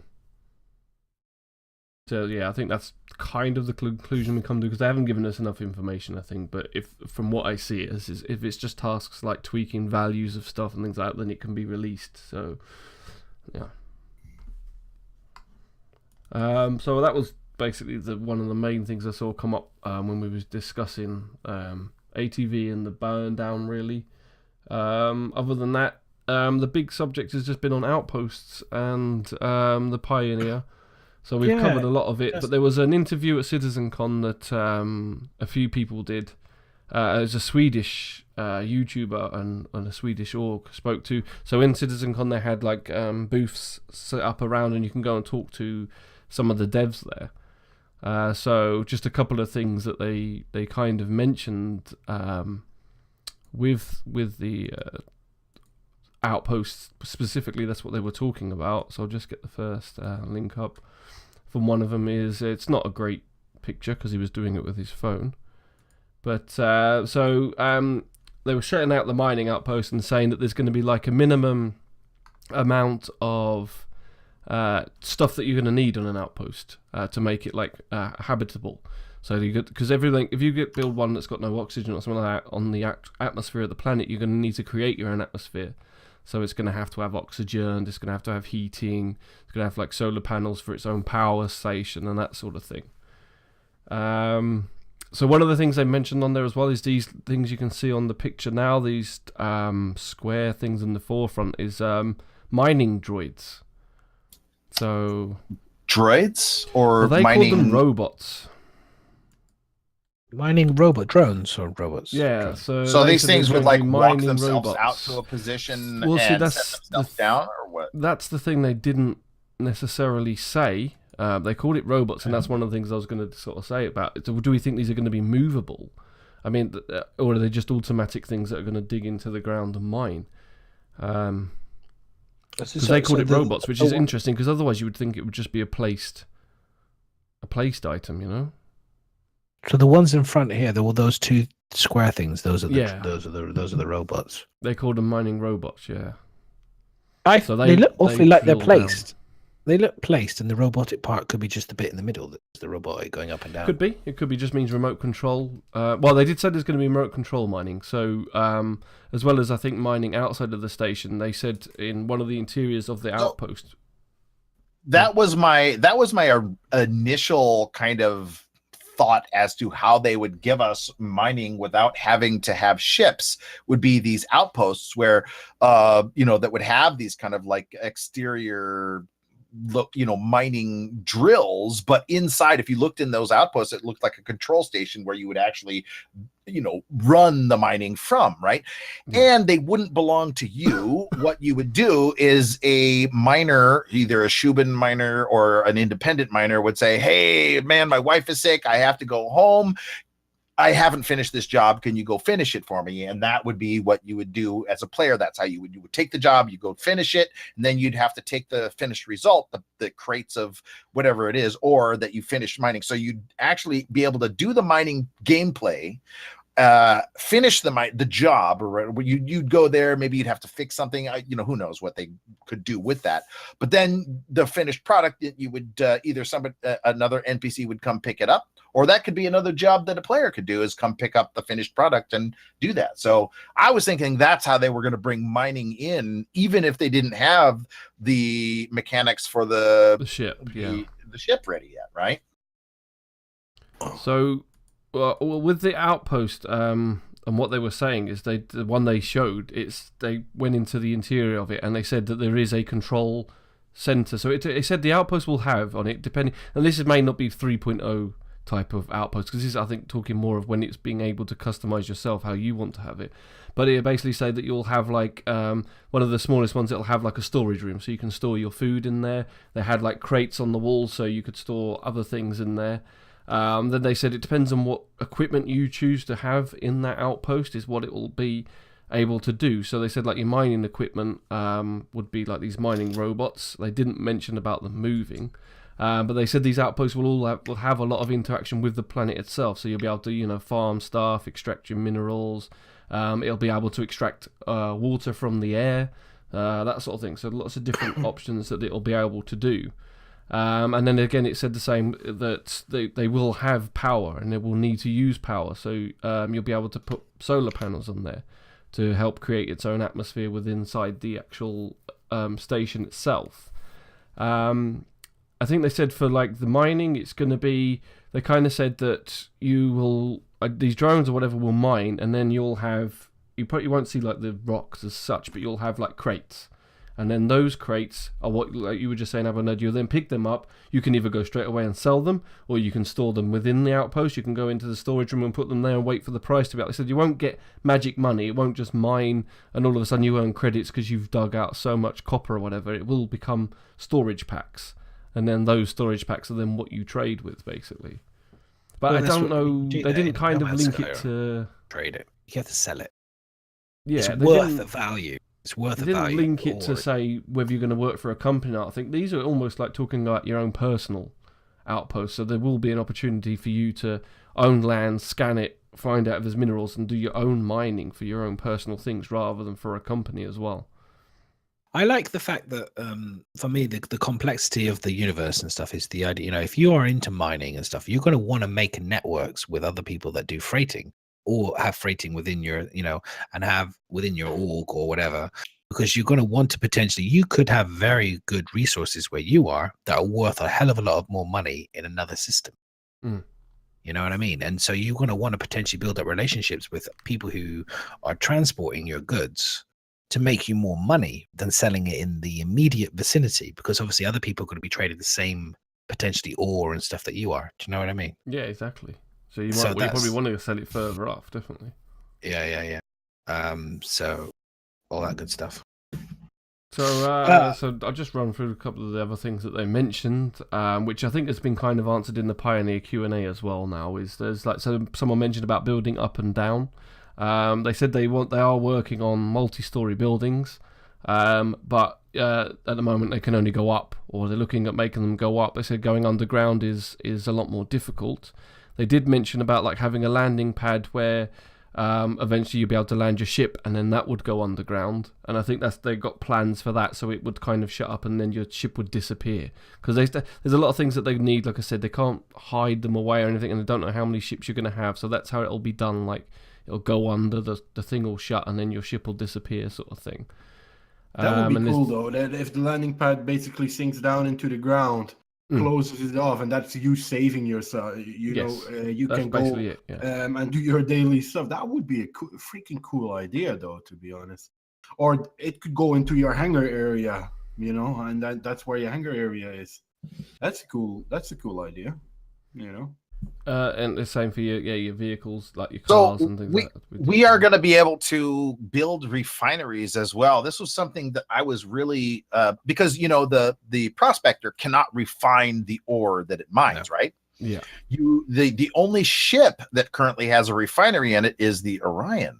So imagine a small org with 4 people who own prospectors. Then you hire somebody with a Pioneer. Well, luckily I have one, but just say you don't.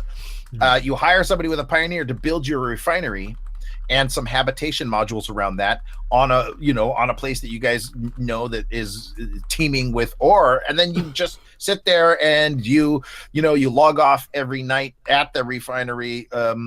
And then, of course, you will have to hire NPCs as mercenaries to guard your location. And I mean, it's just amazing how that gameplay might really evolve. Yeah. It's exciting, Yeah. Well, this is it. That's the thing is like everyone gets people. Some people come in and they're like, oh God, you're theory crafting or you're guessing. We're all guessing. The truth is that's the greatest part of this game. One of the best part of this games is that they thinking of the potential. We don't just do it. You watch Captain's Table. You watch them sit around a table, do what we do, with the idea of creating what they're talking about. That's the amazing. That's the funnest part. Is like these guys want all this stuff. They want ideas. They want to expand, and the fact of the matter is they make more money all the time. Every concept sale, everything, and it drives not just paying for the bills, but it also drives future ideas, future development for this game. They're not. You know, they've set us obviously an end goal in terms of what they want to achieve, but I'm sure, you know, eventually they're going to want to keep this game is not going to stop. It's going to want to keep doing it over and over. This is Chris Roberts' swan song, whatever you want to call it. This is the game to end all games. This is everything for him. Everything. The game is going to change the way that games are built from here on out. And that may be the engine that other game. Can you imagine though? Like, so did you guys ever play EverQuest? Yeah. Yeah. So imagine the world of Norath, but on a globe, on a planet, where they actually could just take one planet instead of, you know, how much there are going to be hundreds of planets and hundreds of cities and all. But instead, they take one planet. They make all the assets for that, and then they procedurally generate cities and forests and mountains, and then they populate and they bespokely create this planet on a globe. And then EverQuest takes place as the Norath that we know, but on a real planetary proper day and scale. night cycle. Yeah. Absolutely amazing. It would any of them games back. You go back on them and like you said, change the way they would be made. It would be subsumption. Add subsumption in there. Is the game changer. Crazy. Bitmo said exactly what I was thinking. Though, but this game is the game changer. The game so the is planet, the game changer. like Fallout. The game of Fallout, but on the entire planet Earth after the, you know, right? So you know, it's just, but the thing is like people don't understand this. This is when I try to explain to people. I'm like, they don't just go, okay, do you know what, guys? We're just going to do one new thing. We're going to make a procedural planet. They go, we're going to do procedural planet. Then we're going to do subsumption. And we're going to do this, and we're going to do this, and we're going to make it so that you see the world from literally, physically the eyes of the person. No other game does that shit. Seriously, they pretend, they fake this shit. I mean, again, like there's the chicken. If anyone's never seen it, go Google it, go research it. They had to kind of come up with a whole clever way of like making the camera see through the eyes so that it was stable and like that no one had ever done before. And it was inspired by a chicken's head. It's unbelievable. Yeah, and so, sorry, I'm just they don't take half measures. We're all just in awe. We're just sitting there in awe. It's like, yeah, it's true. We all sit there going, yeah, that bit's a change, or that bit's a change. Is it everything they're doing is like pushing it? It will force other games. It already is forcing other games to change how they are developed. It's already doing that. A lot of these space games are out because of Star Citizen in the first place. You know, if it wasn't for Star Citizen doing what it's done, then Hellion and things like that, they wouldn't be in development. People wouldn't have had the thing to get on there and start doing it. So it's an amazing project, and it's a bumpy ride for some. It's definitely a bumpy ride, but it's worth sticking your ass to the ball as much as you can and riding that Bronco all the way to the finish line. Because if you don't, you'll miss out. That's all I'm saying. You'll miss out on the excitement. So, what else? Do you have anything else? On the Outpost thing is, I think, I mean, I thought this was obvious, but obviously it wasn't because people were asking it. But player bases will be persistent, so if you log out, your bases will still be there, and they will need to be protected. You'll be able. Why is that such a hard question? Every question is. Yeah. They keep asking that question. I looked at the questions. It's like dumbass fucking question. It's like they already answered that question. Yeah, and then someone asked about, you know, mechs or robots being used as defenders, and they didn't say no, but they, they didn't. Okay, confirm, so that they didn't say no because I think that they've kind of explained that we are going to have like automated turret systems that will be able to be placed around your base.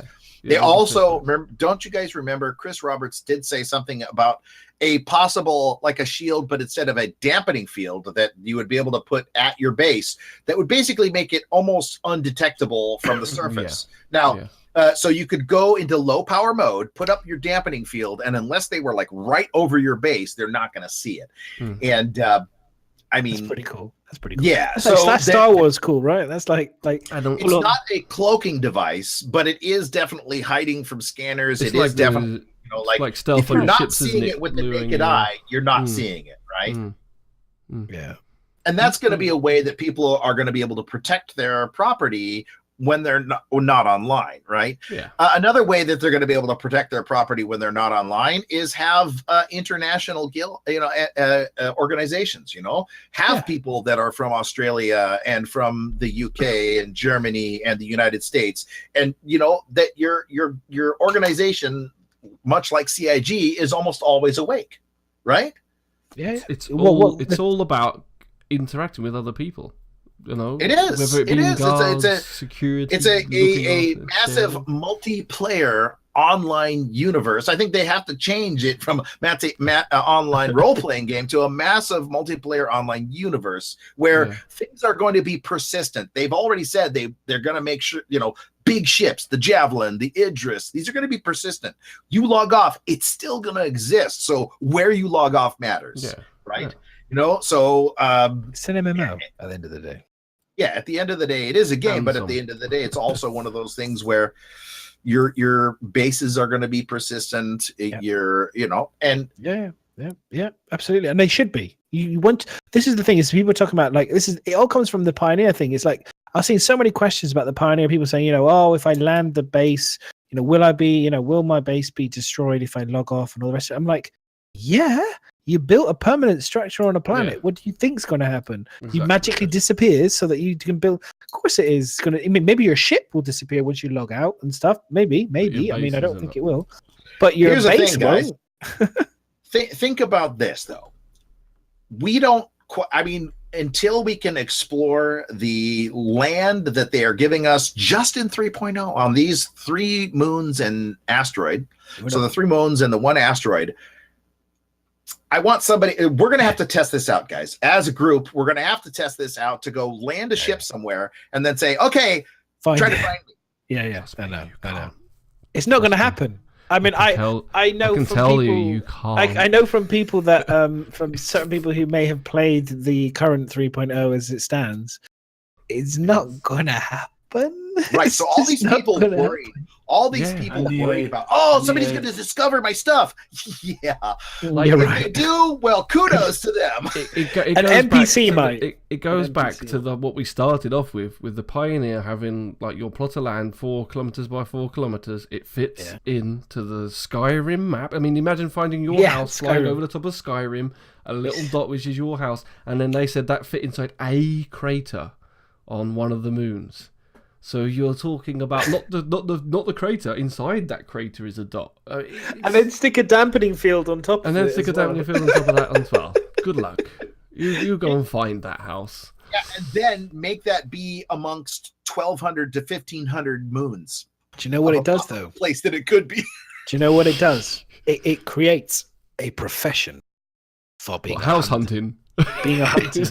I'm gonna find you a perfect house. I've just got to find the fucking person. So speaking of being a hunter, this is something I wanted to talk with you guys about. The idea of switching from the GPU particle, which is what they're doing right now for the footprints. This is what they've said, is they're saying for now, the footprints in the surfaces of the moon, wherever you leave those footprints are the GPU particle. But what they want, the eventual thing is they want it to become a decal that is left there for, depending on, if it's an airless moon, it'll stay there indefinitely. If it's a moon with like Daymar that has wind effects and all that other stuff, that it'll eventually erode away. If it's a planet with weather or rain or whatever, right, it'll erode away. But footprints and tire tracks and stuff like that, they want that stuff to persist with decals. They can't do it now because they're just using a GPU effect.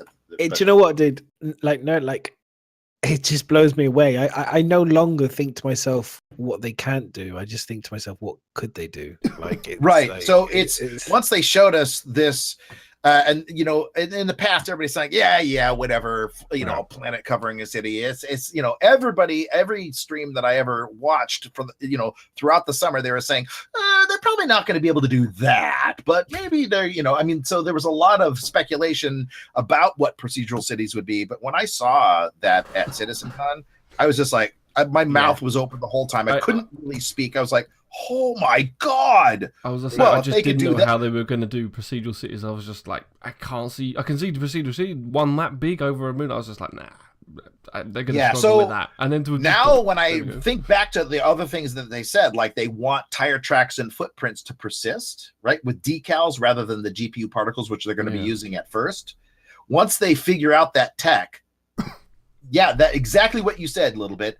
You are going to be able to be hired as a tracker and start looking at these things and going. This is it. This is what I love about this game is that for every count, for one thing they do, there always should be the counter. There should always be the opposite. You know, it's like the yin and the yang to create a balance with the verse. So for every EMP or grenade that's created, there needs to be very deep. But I firmly too much. I'm finished. I finished all my booze. It's crazy. Don't tell the wife. But no, I do. I genuinely think that there should be within the verse, and it creates good balance. It creates good gameplay, and like I said, if you're creating people that making it really hard to find people, then you need to create really great systems to find people. Yeah, an actual, and you have to earn. It becomes something the right ship, the best ship. What's the best tracking ship? If you want to become a great bounty hunter, you need to work your ass to get the right ship with the right modulars, the right components, the right armor, the right equipment, the right gear. And that's all you do. That is it. You are a tracker and you get paid good money by people who want you to track something specific. I don't know, whether it be an outpost, a mining bay, whatever. People are hiding shit because that's what ultimately people are going to do. They want to hide shit. So you want to be a great tracker, you're going to have to find shit. That's the way wait till we can start digging underground and putting your base under there. Yeah, exactly. So then spot it from space. Exciting. So it's going to be this constant competition, this arms race between those people who are using the dampening fields and shielding devices that are hiding their stuff, and the people who are using the scanners and the specialized telescopes and stuff to actually find that stuff. Can you imagine if okay, look, none of my scanners are going to find this stuff, so I'm going to sit there with a telescope and I'm going to sit there in orbit and I'm just going to start doing a grid search and look by the eye, because you're going to have to, it's easier to do that from orbit, so maybe you can get some sort of telescope. Like I already do that with the scope that's on the sniper rifle. Right? I'll sit there and I'll look through the sniper. Oh, there it is. Okay. Because if you're far enough away from something and you're out wandering through the asteroids looking for something and you're like, crap, this is a giant field of what do you call it? Rubble, or you're looking for, and you use the sniper scope and I'll just go, oh, there it is. Right. Okay. So in the same kind of sense, maybe there'll be a telescope on your ship and you'll just sit there and look, down at the surface of the planet, because that none of your scanners are going to find crap. Even cameras are using a not the naked eye, so you have to use the naked eye because the cameras are not going to pick up something being digitally hidden or something. Like I said, there's I'm excited. It's going to be cool. Should we do some questions before we close up? Yep. If you've got any. Yep. Let's do a couple questions. Let's get engaged. Let's go to the questions. We have them here. Okay, so the first one is from Mika. So I looked at the engine that Star Citizen is using. Big girls, you are beautiful. I have to ask, is everything made by the engine? Like, are ships modelled by the engine, or are they made by another program? So, I don't know if everything's done in CryEngine or whatever they call it now, Lumberyard. I think some things are ported across. They have used Maya and 3D Studio Max, I think. I know they talked a lot about using Maya, and I'm not sure about 3D Studio Max. I may have heard that from somewhere else, but they do use other modeling tools. I know the paintings like Substance Painter. I talked about that last week a little bit. I use ZBrush. They pull them out. Yeah, ZBrush. Yeah. So where does Amazon's Lumberyard engine come into? That's the game engine. That's how it puts all these pieces together and brings it into a way that we can, animate or use them. Do you know what I'm saying? It's how you make it. It's how you make these items interactable. Okay, because there's been so many. Because obviously you had CryEngine, we got Lumberyard, which is ultimately it's CryEngine, but with a new Amazon owner.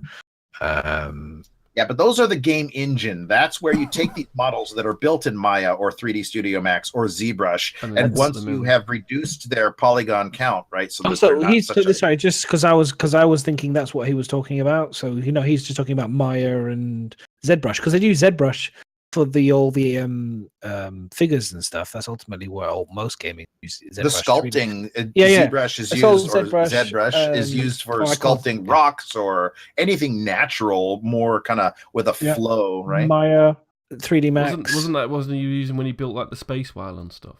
Was Yeah, that yeah, ZBrush? that's what Z. Yeah, is it? Well, I call it. Sorry, in proper English, it's a Z, not a Z. But yes, it's a ZBrush if you want to call it by the Americans' term. Z. But yes, it's a Z to me, and always will be. So yeah, no, Oh my god. You are a That's- francophile, aren't you? that's what it's the Queen's English. In the Netherlands, Okay, we would call this an antfucker, basically. What? It's the Queen's English, but no. Yes, sorry, I was just clarifying. I wasn't quite sure, but yes. Sol Maya. comes out with his little gems. Yeah. No, this is serious. We call this, so everyone, the word nitpicker freely translated from Dutch is antfucker. Nice. And banger, Okay, so whatever you wanna- Thank you for that. As a little Well, ant, that's not taking wrong. us right off topic there. Yeah, thanks. So the Thanks, next thanks for question entering. Is by Scrooby Doo, and he's saying, how many NPCs/companions do you think you can personally bring on a ground mission, basically following you around for protection? 1, 2, or more? Well, this is it. This is what I was asking about SimCity. Like, this is my thing. Is I don't know, because until they tell us. Because if you say on a ground mission you can take 5, and then you say, well, on a spaceship I can have 3, and then mining and farming and building a city I can have 100. Is that what's going to fit in your ship that you're flying to the location with? I mean, it's not about. Oh, can I have 100? You can't fit 100 on an Idris, so don't Cram them all in. But You you know, just I keep suppose pushing what, them maybe in. what they're asking a bit life more is support would not support that. You know what I'm saying? But when they talk about the maximum amount of players or characters on a ship, they're talking about what the life support system will support, right? If you add more in, your life support is going to be, ending life. I'd say whatever the ship can hold. So what is it like? No, but is it though? Because like on so what I think they mean more is, so especially on a specific like a ground mission, if you were in a freelance with a crew of 5, do you get to take all the crew with you? Will they all follow? Is there going to be a limit if you're on a ship that says 80 and if you had the money to hire 80 NPCs, will they all follow you on a ground mission? You got your own little army, or will there be a limit? So like Star Trek Online do it, and you can have 4 NPCs. I don't know that all of those people would be even qualified to do that kind of stuff. Would you want to take a guy who mops your floors on a Well, someone's got to stand at the front when you're in the middle of in a battle. Hold this for me for a second. Get rid of the mop. Hold this with me. Stick this on your head. We need you now. Get out there. I think that that's the safety switch. There are going to be some multi-skilled NPCs that are going to be hella expensive, and basically if you have 4 people in your crew, let's just say you have a freelancer, you got a 4-person crew, but one of them is you, right? So you have a 3-person NPC crew, and really you could only afford one guy who was multi-skilled, meaning he was more than just a pilot. He's also an ex-Marine with some combat skill, right? You couldn't afford this. You couldn't afford to have all 3 of them be that, because that would you'd go broke. Nobody, you'd never make any money on a mission that you could do, even fill in the freelancer to the max. You still wouldn't make all the money back, right? So it's all about there's gonna be balance based on the skill of the NPCs that you hire, right? And not all of them are going to be going out to, you land on not all of them are going to go out with you to, they'll be like, no way, I'm not going out there. It's dark and there's some strange bugs out there that latch to your face. Maybe this comes back to the whole point. I think it comes back to the ship is your key to the profession. So if you have a prowler, you can take 10 people with you, and they can all be high, NPCs. If you have a, freelancer, you can take 2. Maybe if you have a 2-seater cutlass, you can have 4. I think it may be more linked, kind of like as Ubana said. So if you're hiring someone to work on your turret, that will be their job. And you won't be able to then say to you, oh, we've landed now. Can you come out of that turret and come and join me on land? They probably won't. You probably actually have to physically hire someone to be a bodyguard or someone that will follow you on ground rather than a position in your ship. And then obviously if you've got crew to run your ship, then you've got less room in your ship for those people. So I presume it'll probably be something like that.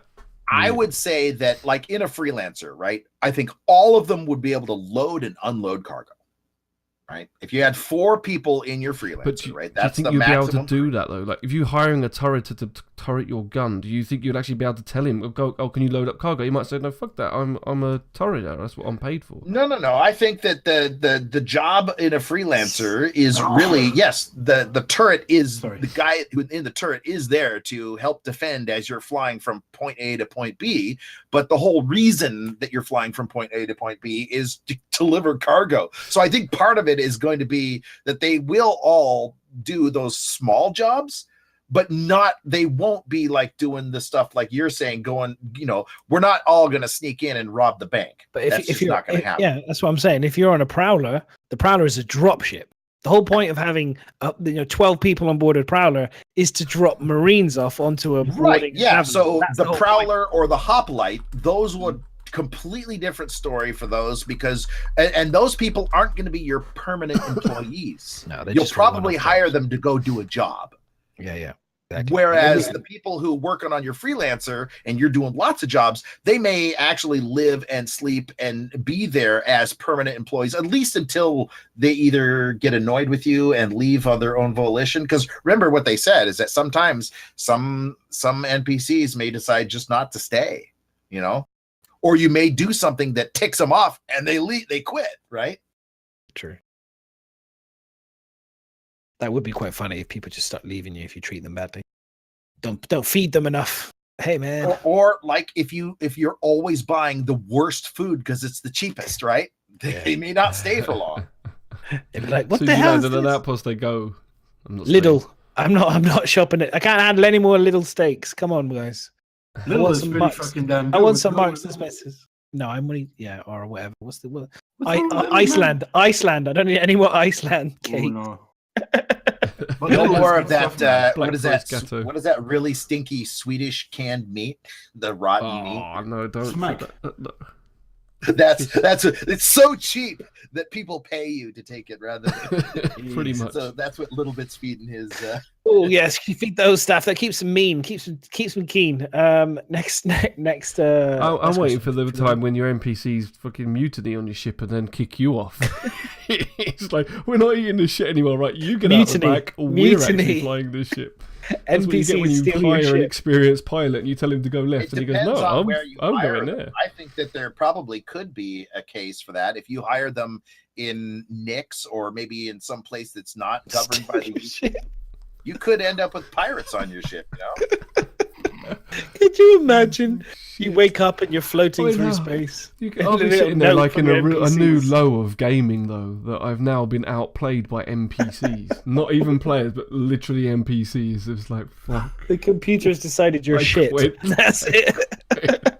We quit. You're rubbish. In fact, not only we quit, we think we can do a better job than you playing this game, so you're out. See you later, buddy. We're taking your ship. That's not nice. That is terrible. Next question, Ms. Unless anyone else wants to add anything. No, I'm good. Next question from the prisoner is: new ship matrix page can be confusing in terms of crew size. Is it based on beds? How many stations on the ship? It's not based on beds, I know that. Because the new Cutlass rework has 2, but I think it can have more crew. It can have way more crew, yeah. Because they said you have to kind of share. So I think it's down to stations, basically. There's lots of hugging. Spooning. Lots of spooning. Yeah. There's lots of spooning going on. Oh God. So yeah, I think bring a sleeping bag with you when you come on my Cutlass. Roll down a sleeping bag and a roll down mat. Dirty man. Pitch a tent in the back of the Cutlass. Nice. Nope, the Cutlass says 2-person min, 2-person max. It's basically changed it, have they? Okay. Yeah, that's what it says. So it is based on beds, it looks like. Ah. Okay. Now, if you add beds, remember when they showed that possible module You know, so there may be, we don't know what they're doing or how they're doing the blue and the red, right? And it depends on how they decide to do the blue and the red, but it may mean that there is the possibility of taking one half of the cargo bay of the black and changing it into living quarters so you can have more crew, right? You get rid of some cargo space for extra, you know, the gunner and you know. So the Pioneer would have 8 beds then. Yes, the Pioneer would have to have 8 beds. Pioneer would have to have 8 beds. Yeah. You know, minimum of 4 people, but a maximum of 8. So there'd be 8 beds. Maybe that is what it was then, that they changed it so that you have a bed per person. It means you can have more people on your ship, but they've got nowhere to sleep. I think that's what they were saying. So yeah. Cool. Okay. I mean, kind of sucks for the people that don't have a bed, but. And if you saw the update to the Caterpillar, it's a min crew of 2, max crew of 4. So they've actually changed the number of beds. And that one is, again, modular, isn't it? So you can add more beds and things like that as well. He asked because there's confusion on the forum. I mean, the Herald, I think, has a bunk bed. I'm sure it did, that you could pull out for the second person. Oh, Nerd knows that. Nerd is a fan of the Herald. Yes, the Herald. I thought the Herald did have it. The Herald has 1 bed. It's a one. I think the Herald is a one. No, one person. There's 2 stations. But is it 2 stations? Does it say 2 crew though? Because you can have more than 1 station. Doesn't mean that's crew per station. That it increases like the. You know, if you've got less beds than people on board your ship, you're gonna have to look after your NPCs again, though, because if they get tired and they need to, you know, you're gonna have to make sure the shifts. Yeah, the Herald is a 1-person ship. It's just a yes, there are 2 stations, but this is how the Herald works. You go out into the verse, you get out of your pilot seat, you go into the station there, and then you get. I think what they're going to do is that at that listening station, at that radar station, you'll probably have minimal thruster control to, you know, position, you know, to point the Herald, right? So you'll have some thruster control to point the Herald in the right direction, and then you'll be doing all the scanning work, right? There's a single bed in there. It's just a living quarters for 1 person. The scanning station, you got to get out of your pilot seat. I mean, you can't do the scanning while you're flying. So you got to get out of that. You go in there and you start doing that. And it's a long distance scanner anyways. You point in a single direction and you can reach farther than most other ships, right? Yeah. But it's like pinpoint, right? So it's like you're not going to, like the Terrapin is supposed to be just a big, huge umbrella around it, but it's nowhere near as far as the Herald. But the Herald is directional, right? So I think that's what it is. They've changed a lot of the crew from what they had before. The Connie's got 4. They've matched it now, so there's things that are becoming, they've matched it to the beds. And I think that's probably what they've done because of logging off and persistence and stuff. Yeah, so that now makes sense. I think that's what it is. It's going to be linked to the bed sizes. How many beds you've got in a ship is what's going to be the crew size, to be honest. Because then, because one person can, like you just said, can work 1 or more stations. It doesn't have to be done that way. Yeah. Well, it makes sense because I've got a Connie and it's got 4 beds from what I can remember. And so they've got 4 people here. And the minimum of 3 people flying it. And 4 people is the maximum crew. Yep. Okay. So I mean, and that makes sense. Okay, so the next question. Uber Scruber says, do you think CIG will stick to their word on the 65 million funding goal in regards to redesign of the Redeemer? Yeah. So if they hit, why would I don't see why they not stick to their? They've done it, you know. Why would they not? Yeah, they need to get rid of those. They've already said that the guy who's working on the guy that designed the Redeemer got hired by CIG, but he's in the middle of working on getting Squadron 42 out the door. When that's done, he will be able to get back and work on the Redeemer again because they have to completely basically reconcept. It's going to be pretty much the same ship, but it has to be redone for the new ship pipeline kind of thing. So yeah, I think they will, because why wouldn't they, really? Oden Rio, sorry if I said your name wrong.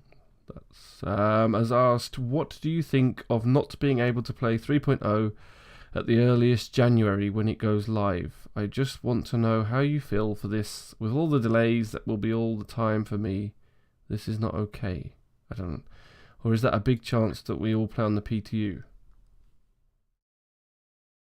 This madness just disappeared. Yeah, Madness dropped off. I thought it was going to be me.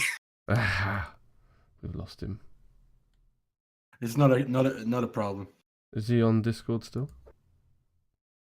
Nope. Yeah, he's in the Discord still. You'll probably see him drop out in a second. Yeah, probably. We just have to like lean over. Oh, there he goes. We've all I changed. I thought that Everybody's was going to gonna- be me, so I'm going to just sit here over in the corner here. I I just jumble stuff around a little bit. There you go. Oh, am I elbow madness now? Yeah, you were. Until he comes back, which he probably will. Immersion broken. Okay, so we'll move on to this question. I don't really know what you're asking. How do we feel about 3.0? I think what will happen is we're just on about like release. We don't know the release date. Personally, I think what will happen by Christmas is I think that they will probably open it up to PTU if not live, so that everybody that wants to play can play, but they have to download the PTU for it. I think. Yeah, we'll probably get to think that it'll stage. be like what they did with 2.0. If they can't get it done out of Evacuddy and then out of PTU by Christmas when everybody goes on vacation, I think that they will do what they did with 2.0, and that's just open the PTU to everybody. But like Ms. said, that you'd have to download the PTU separate to what's out there already. It just goes to like whether the final wave is, which means anybody can do it. They don't officially release it to live, but it means everybody can play it. And I honestly think that's by December. We've got another couple of months by Christmas. I think we should be there. I mean, we've got no guarantee, but I can't see them not. The only reason to not open it up basically would be because they still need a lot more bug reports, and that would flood It would flood the bug reports. And that's the only reason they wouldn't open it up to everybody else. So, Right. that's that one. Yeah, it's just an opinion. We don't know, but that's what I predict. At least I think we'll have it by Christmas at least. And Scroobaduba, are these people just making names up, or are they actually in chat? Asks, which ship will be the best for farm work on my outpost home? Your And it hands. died. Okay, no problem. What's going to be the best for farm work? I mean, is Your any hands. the ship's not going to be good for farming at an outpost, is it? Not a No, ship. well, no, not on an outpost. I mean, farming. We don't know enough about that yet. We do know that there are these agricultural outposts owned by Rayari that they've already put into lore, that we've seen pictures of multiple times with the salad spinner kind of stuff going on. So there is opportunities for us to do agricultural work, but we don't know what kind of jobs those are yet. There's also the eventuality of having the Endeavor with the biodomes. There's that too. They've also mentioned the possibility of having biodomes on the surface of planets where you might be able to do stuff.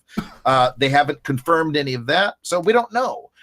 Now that they have planets, and these planets are going to have full-on biomes and so on and so forth, it may get down to the point that eventually we have the ability to farm thousands of acres of land with plows and tractors and all that kind of stuff. So who knows? We don't really know, but we hope.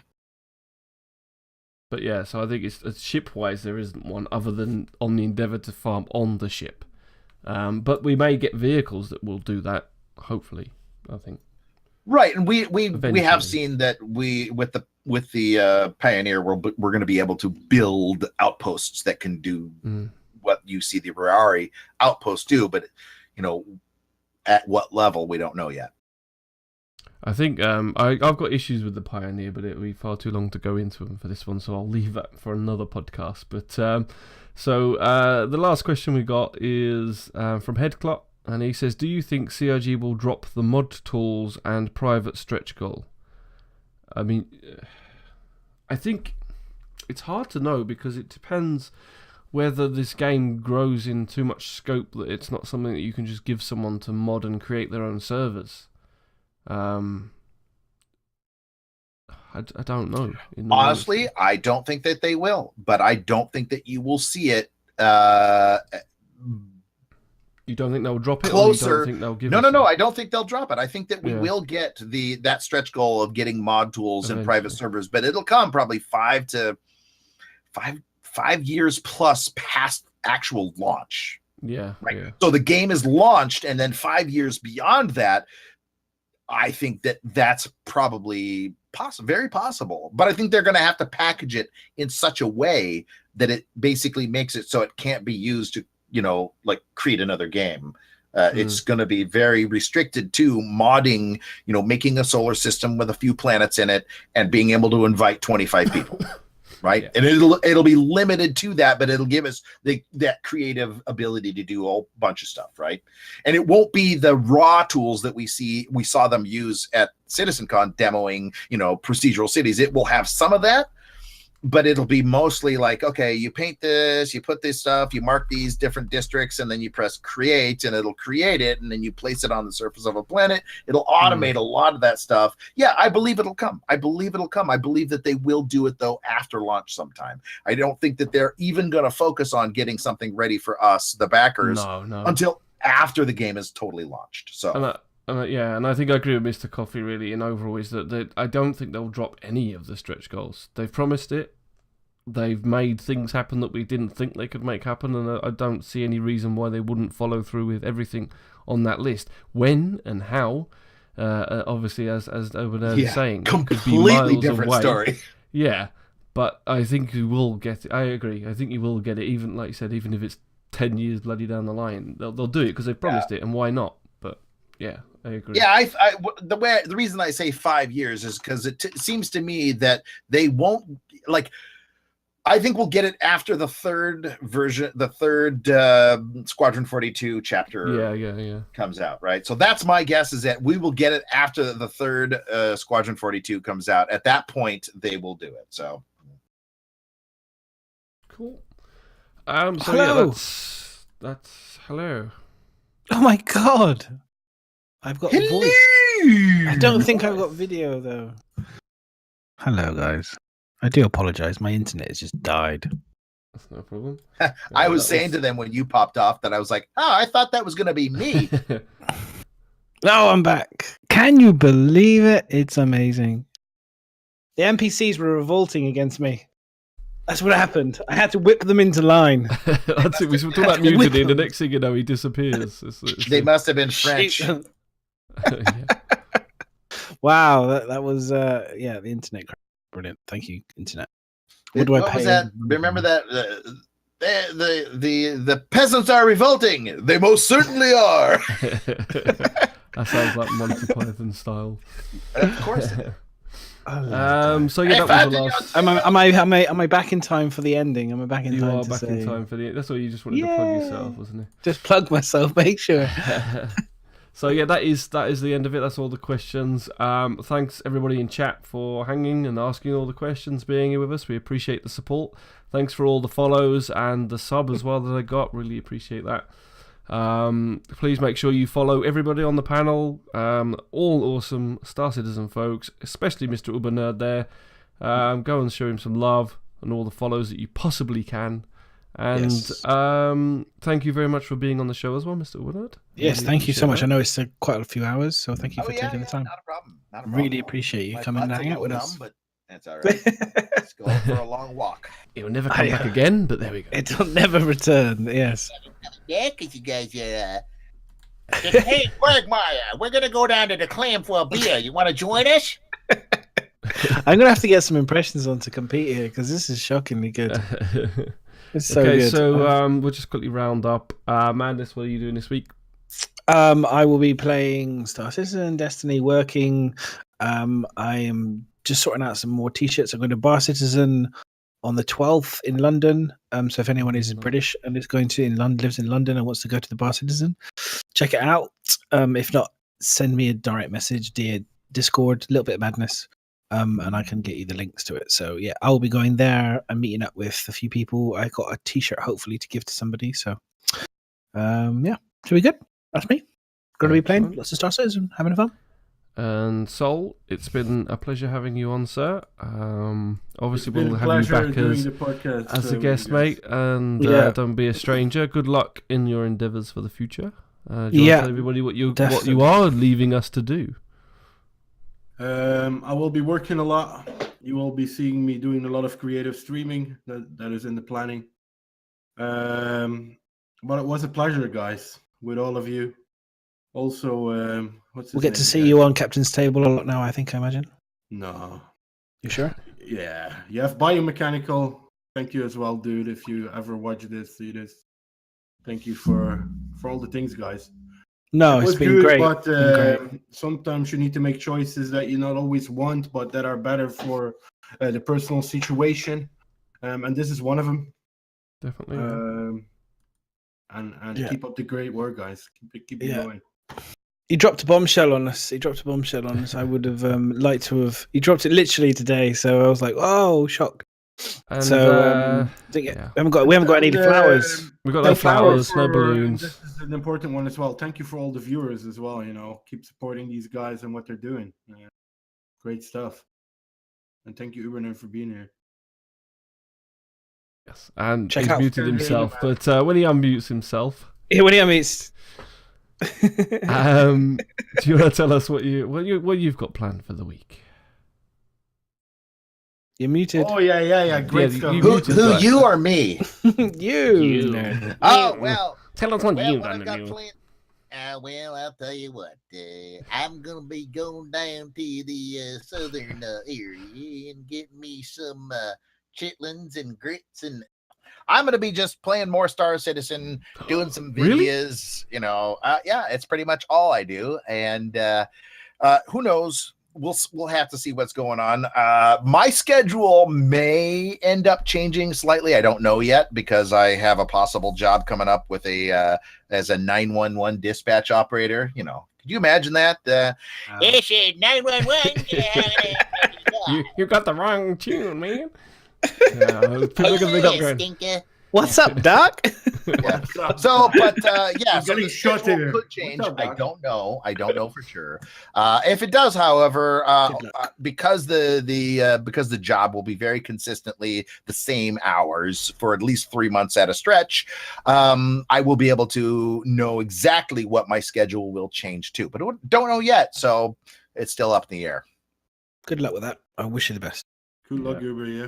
Whatever Okay, happens. guys. so well. thank you very much. I'm going to go over and host Dr. Drones. Say hello, go and give me love, addicted love, and Right. everything else. Thanks once again, and we shall see you next week. Next I week. presume Madness is hosting next week. So, Yes! yeah, on Looks like Madness's it's- channel next week. It's going to be Goodbye, bouncy guys. between two of us until we find. So, by the way, if anyone wants to advertise and wants to get in contact with either me or Miz and wants to become a permanent member of the Addicted Podcast, we'll be opening trials. I'll be breaking a pool stick, and you fight for the death. Maybe some dog fighting. Whoever can pull the biggest, cool, badass wheelie or something. Who knows? Part now. Take care, guys. Take care. Bye. Shut up. Chaspert Nanu Nanu. Has it worked? Is it hosting? Has it or worked? not? Did it work? Hang on, let's find out. There we Let's go. Tell me if hopefully it's gone over. Suck it. Find out. I don't know. Da, da, da. See where we are. We're all still talking. Everyone's like, oh, nah, nah, nah, nah, nah. I need somebody to do a shout out for everybody. Create. Nope. I'm still seeing me. You're still seeing you. I'm still seeing me. On the show. Talking. It's just it's come up as an alert on his that it's. Yeah, what are you doing there? I don't understand the thing you're doing there. Is it those of us from Quahog?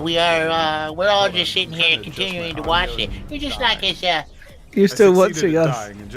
No, we're not on. We're not on. Welcome, guys. I'm Dr. Drones. Hi. Welcome, I'm guys. I'm seeing Dr. the Drones. screen Hi. here. I'm not much I'm of a seeing combat us. pilot, but I'm On also yours. fun I've just gone channel. back to my channel. We're not on it. Fun just to kill Are we you. not? Trying to Because mix it I'm up. seeing. I'm seeing us.